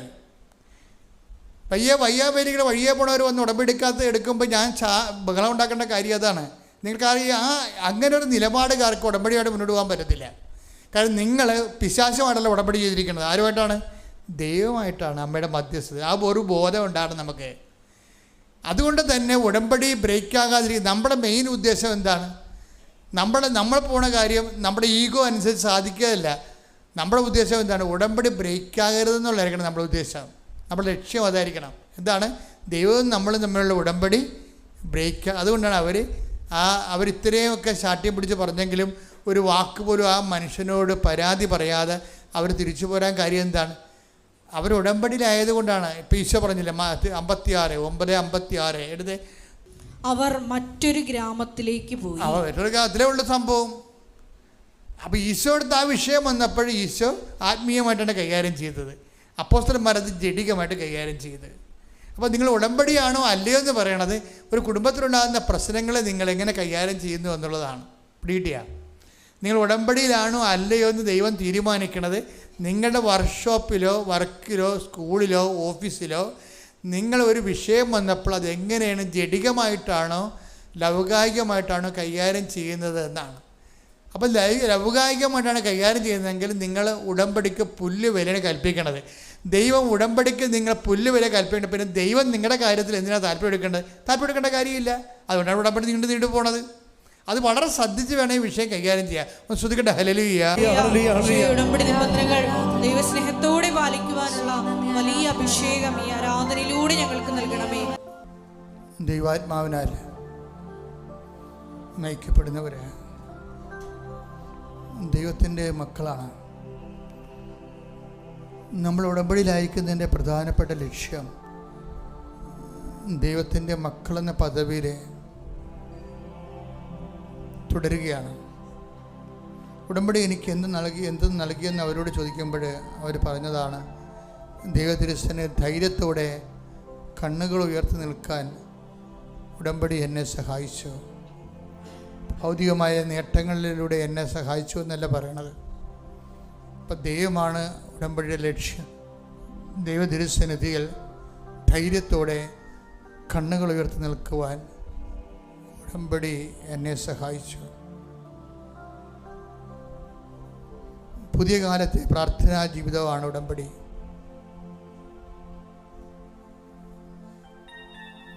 ഇത്രയും വലിയ സാക്ഷ്യങ്ങൾ അവരുടെ ജീവിതത്തിൽ വരാൻ ഇനിയും കുറേ സാക്ഷ്യങ്ങൾ അവർ പറഞ്ഞിട്ടുണ്ട്. നമ്മുടെ സമയപരിമിതി ഞാൻ കുറച്ച് എഡിറ്റ് ചെയ്ത് മാറ്റുകയാണ്. അത് തുടരെ എല്ലാ മാസവും ആവർത്തിക്കുന്ന സാക്ഷ്യങ്ങളാണ്. ദൈവം നേരിട്ട് ഏറ്റെടുത്തിട്ടുള്ള ഒരു ജീവിതമാണ്. അതിൻ്റെ കാരണം ദൈവത്തെ അവർ ഏറ്റെടുത്തു എന്നുള്ളതാണ്. എന്തിനാണ് ശ്വസിക്കണത് എന്ന് ചോദിച്ചാൽ ദൈവത്തിന് വേണ്ടി ജീവിക്കാനെന്നാണ് മറുപടി. എന്തിനാണ് ശ്വസിക്കണമെന്ന് ചോദിച്ചാൽ ദൈവത്തിന് വേണ്ടി ജീവിക്കാൻ.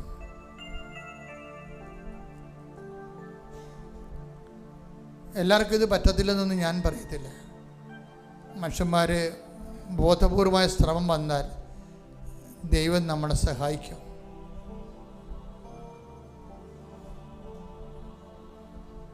കർത്താവേ, ഓരോ ദിവസവും ഉടമ്പടിയുടെ പുതിയ അനുഭവങ്ങളിലൂടെ ഞങ്ങളെ അങ്ങ് ദൈവാനുഭവത്തിൻ്റെ ശ്രീകോവിലേക്ക് നീ ഞങ്ങളെ കൈപിടിച്ച് ഉയർത്തുകയാണ്. ഓൺലൈനിൽ പ്രാർത്ഥന കൂടുന്നവരും തീർത്ഥാടനത്തിൽ പ്രാർത്ഥന കൂടുന്നവരും ഉടമ്പടി പ്രാർത്ഥന കൂടുന്നവരെയും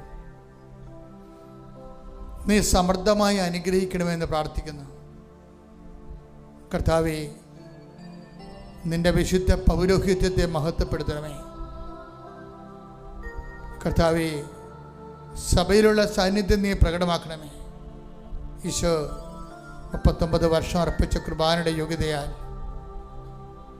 കൃപാസന അൾത്താരെ ജീവനോടെ പ്രത്യക്ഷപ്പെട്ട പരിശുദ്ധ അമ്മയുടെ പ്രത്യക്ഷീകരണത്തിൻ്റെ യോഗ്യതയാൽ ഈ അൾത്താരയിൽ നടന്ന 10,000-കണക്കിന് ആരാധന ശക്തിയാൽ മാരക രോഗങ്ങൾ, തീരാവേദികൾ, ജീവിത ദുരിതങ്ങൾ യേശുവിന്റെ നാമത്തിൽ മാറിപ്പോകട്ടെ. ശ്രുതികട ഹല്ലേലൂയ. Hallelujah, hallelujah, hallelujah. എല്ലാ രോഗങ്ങളും ദുരിതങ്ങളും അങ്ങയുടെ നാമത്തെ ഈ ആരാധനയിലൂടെ വീണ്ടും വീണ്ടും മഹത്വപ്പെടുത്തണമേ. Hallelujah, hallelujah. മഹത്വം, മഹത്വം, ആരാധന, ആരാധന. ഹല്ലേലൂയ. സദയത്തോടെ സുഖമായി എന്നെ അരികിൽ വരേണേ. സദയത്തോടെ സുഖമായി എന്നെ. കർത്താവേ, അനേകം മക്കൾ ഈ പ്രഭാതത്തിലെ ഇന്നലെ മുതൽ ഇവിടെ വന്ന് താമസിക്കുന്നുണ്ട്. ഈശോയെ, ഈ ആരാധന ഇന്നത്തെ ശുശ്രൂഷയിലും കൂടുവാൻ, അതായത് നാട് വിട്ടു പോന്ന് അങ്ങയുടെ തിരുസന്നിധി നിൽക്കുന്നവരുണ്ട്. വെളുപ്പിനെ എഴുന്നേറ്റ് ധൃതി പിടിച്ച് അങ്ങയുടെ തിരുസന്നിധിയിൽ പരക്കം പാഞ്ഞെത്തിയവരുണ്ട്. ഈ ആരാധന കൂടുന്നവർ, ഓൺലൈനിൽ കൂടുന്നവരുണ്ട്. അവരെല്ലാവരെയും നിൻ്റെ തിരുസന്നിധിയിൽ കൊണ്ടുവരുന്ന ഈശോയെ, ഉടമ്പടി വച്ചിരിക്കുന്ന എല്ലാ നിയോഗങ്ങളും ഈ ആഴ്ച, ഈ മാസം വെച്ചിട്ടുള്ളത്, കഴിഞ്ഞ മാസം വെച്ചത്, കഴിഞ്ഞതിൻ്റെ മുമ്പത്തെ മാസം വെച്ച നിയോഗങ്ങൾ, അതിന് മുമ്പ് വെച്ച നിയോഗങ്ങളെല്ലാം ഇപ്പോൾ പരിശുദ്ധ ദേവമാതാവിൻ്റെ തിരുസന്നിധിയിലേക്ക് പുനഃസമർപ്പണം ചെയ്തുകൊണ്ട് എല്ലാ മേഖലകളിൽ വേദനിക്കുന്ന മക്കളുടെ മേൽ ദൈവത്തിൻ്റെ കാരുണ്യം, മാരക രോഗങ്ങൾ, തീരാവേദികളും, ജീവിത ദുരിതങ്ങളും, സാമ്പത്തിക കെടുതികളും, ജപ്തി നടപടികളും, വസ്തുവിൻ്റെ ക്രയവിക്രയങ്ങളും, ഇങ്ങനെ വിദ്യാഭ്യാസത്തിൻ്റെ അഡ്മിഷനും, അതുപോലെ തന്നെ പരീക്ഷകളും ഇൻ്റർവ്യൂവിൻ്റെ ഫലങ്ങളും, ഇങ്ങനെ ജോലി തടസ്സങ്ങളും, വിസയുടെ പ്രോസസ്സിങ്, അതുപോലെ ഉണ്ടായ തടസ്സങ്ങൾ, ഇങ്ങനെ മനുഷ്യനെ നിൽക്കുന്ന നാനാജാതി വിഷമതകളിൽ നിന്ന് യേശുവിൻ്റെ ഉന്നതമായ നാമത്തെ മറിയത്തിൻ്റെ മധ്യസ്ഥതാൽ നിങ്ങൾ വിടുതൽ പ്രാപിക്കട്ടെ. ശ്രുതികട്ടെ. ഹല്ലേലൂയ.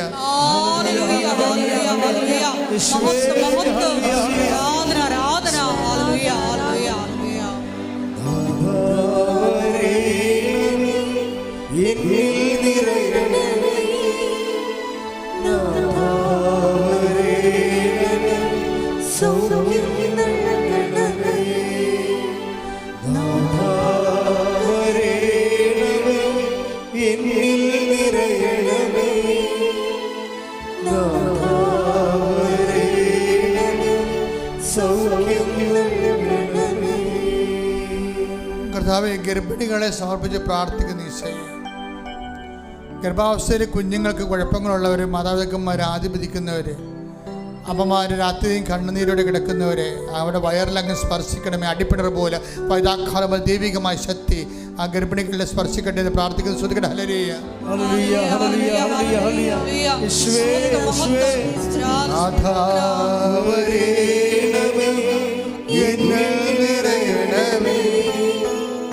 Oh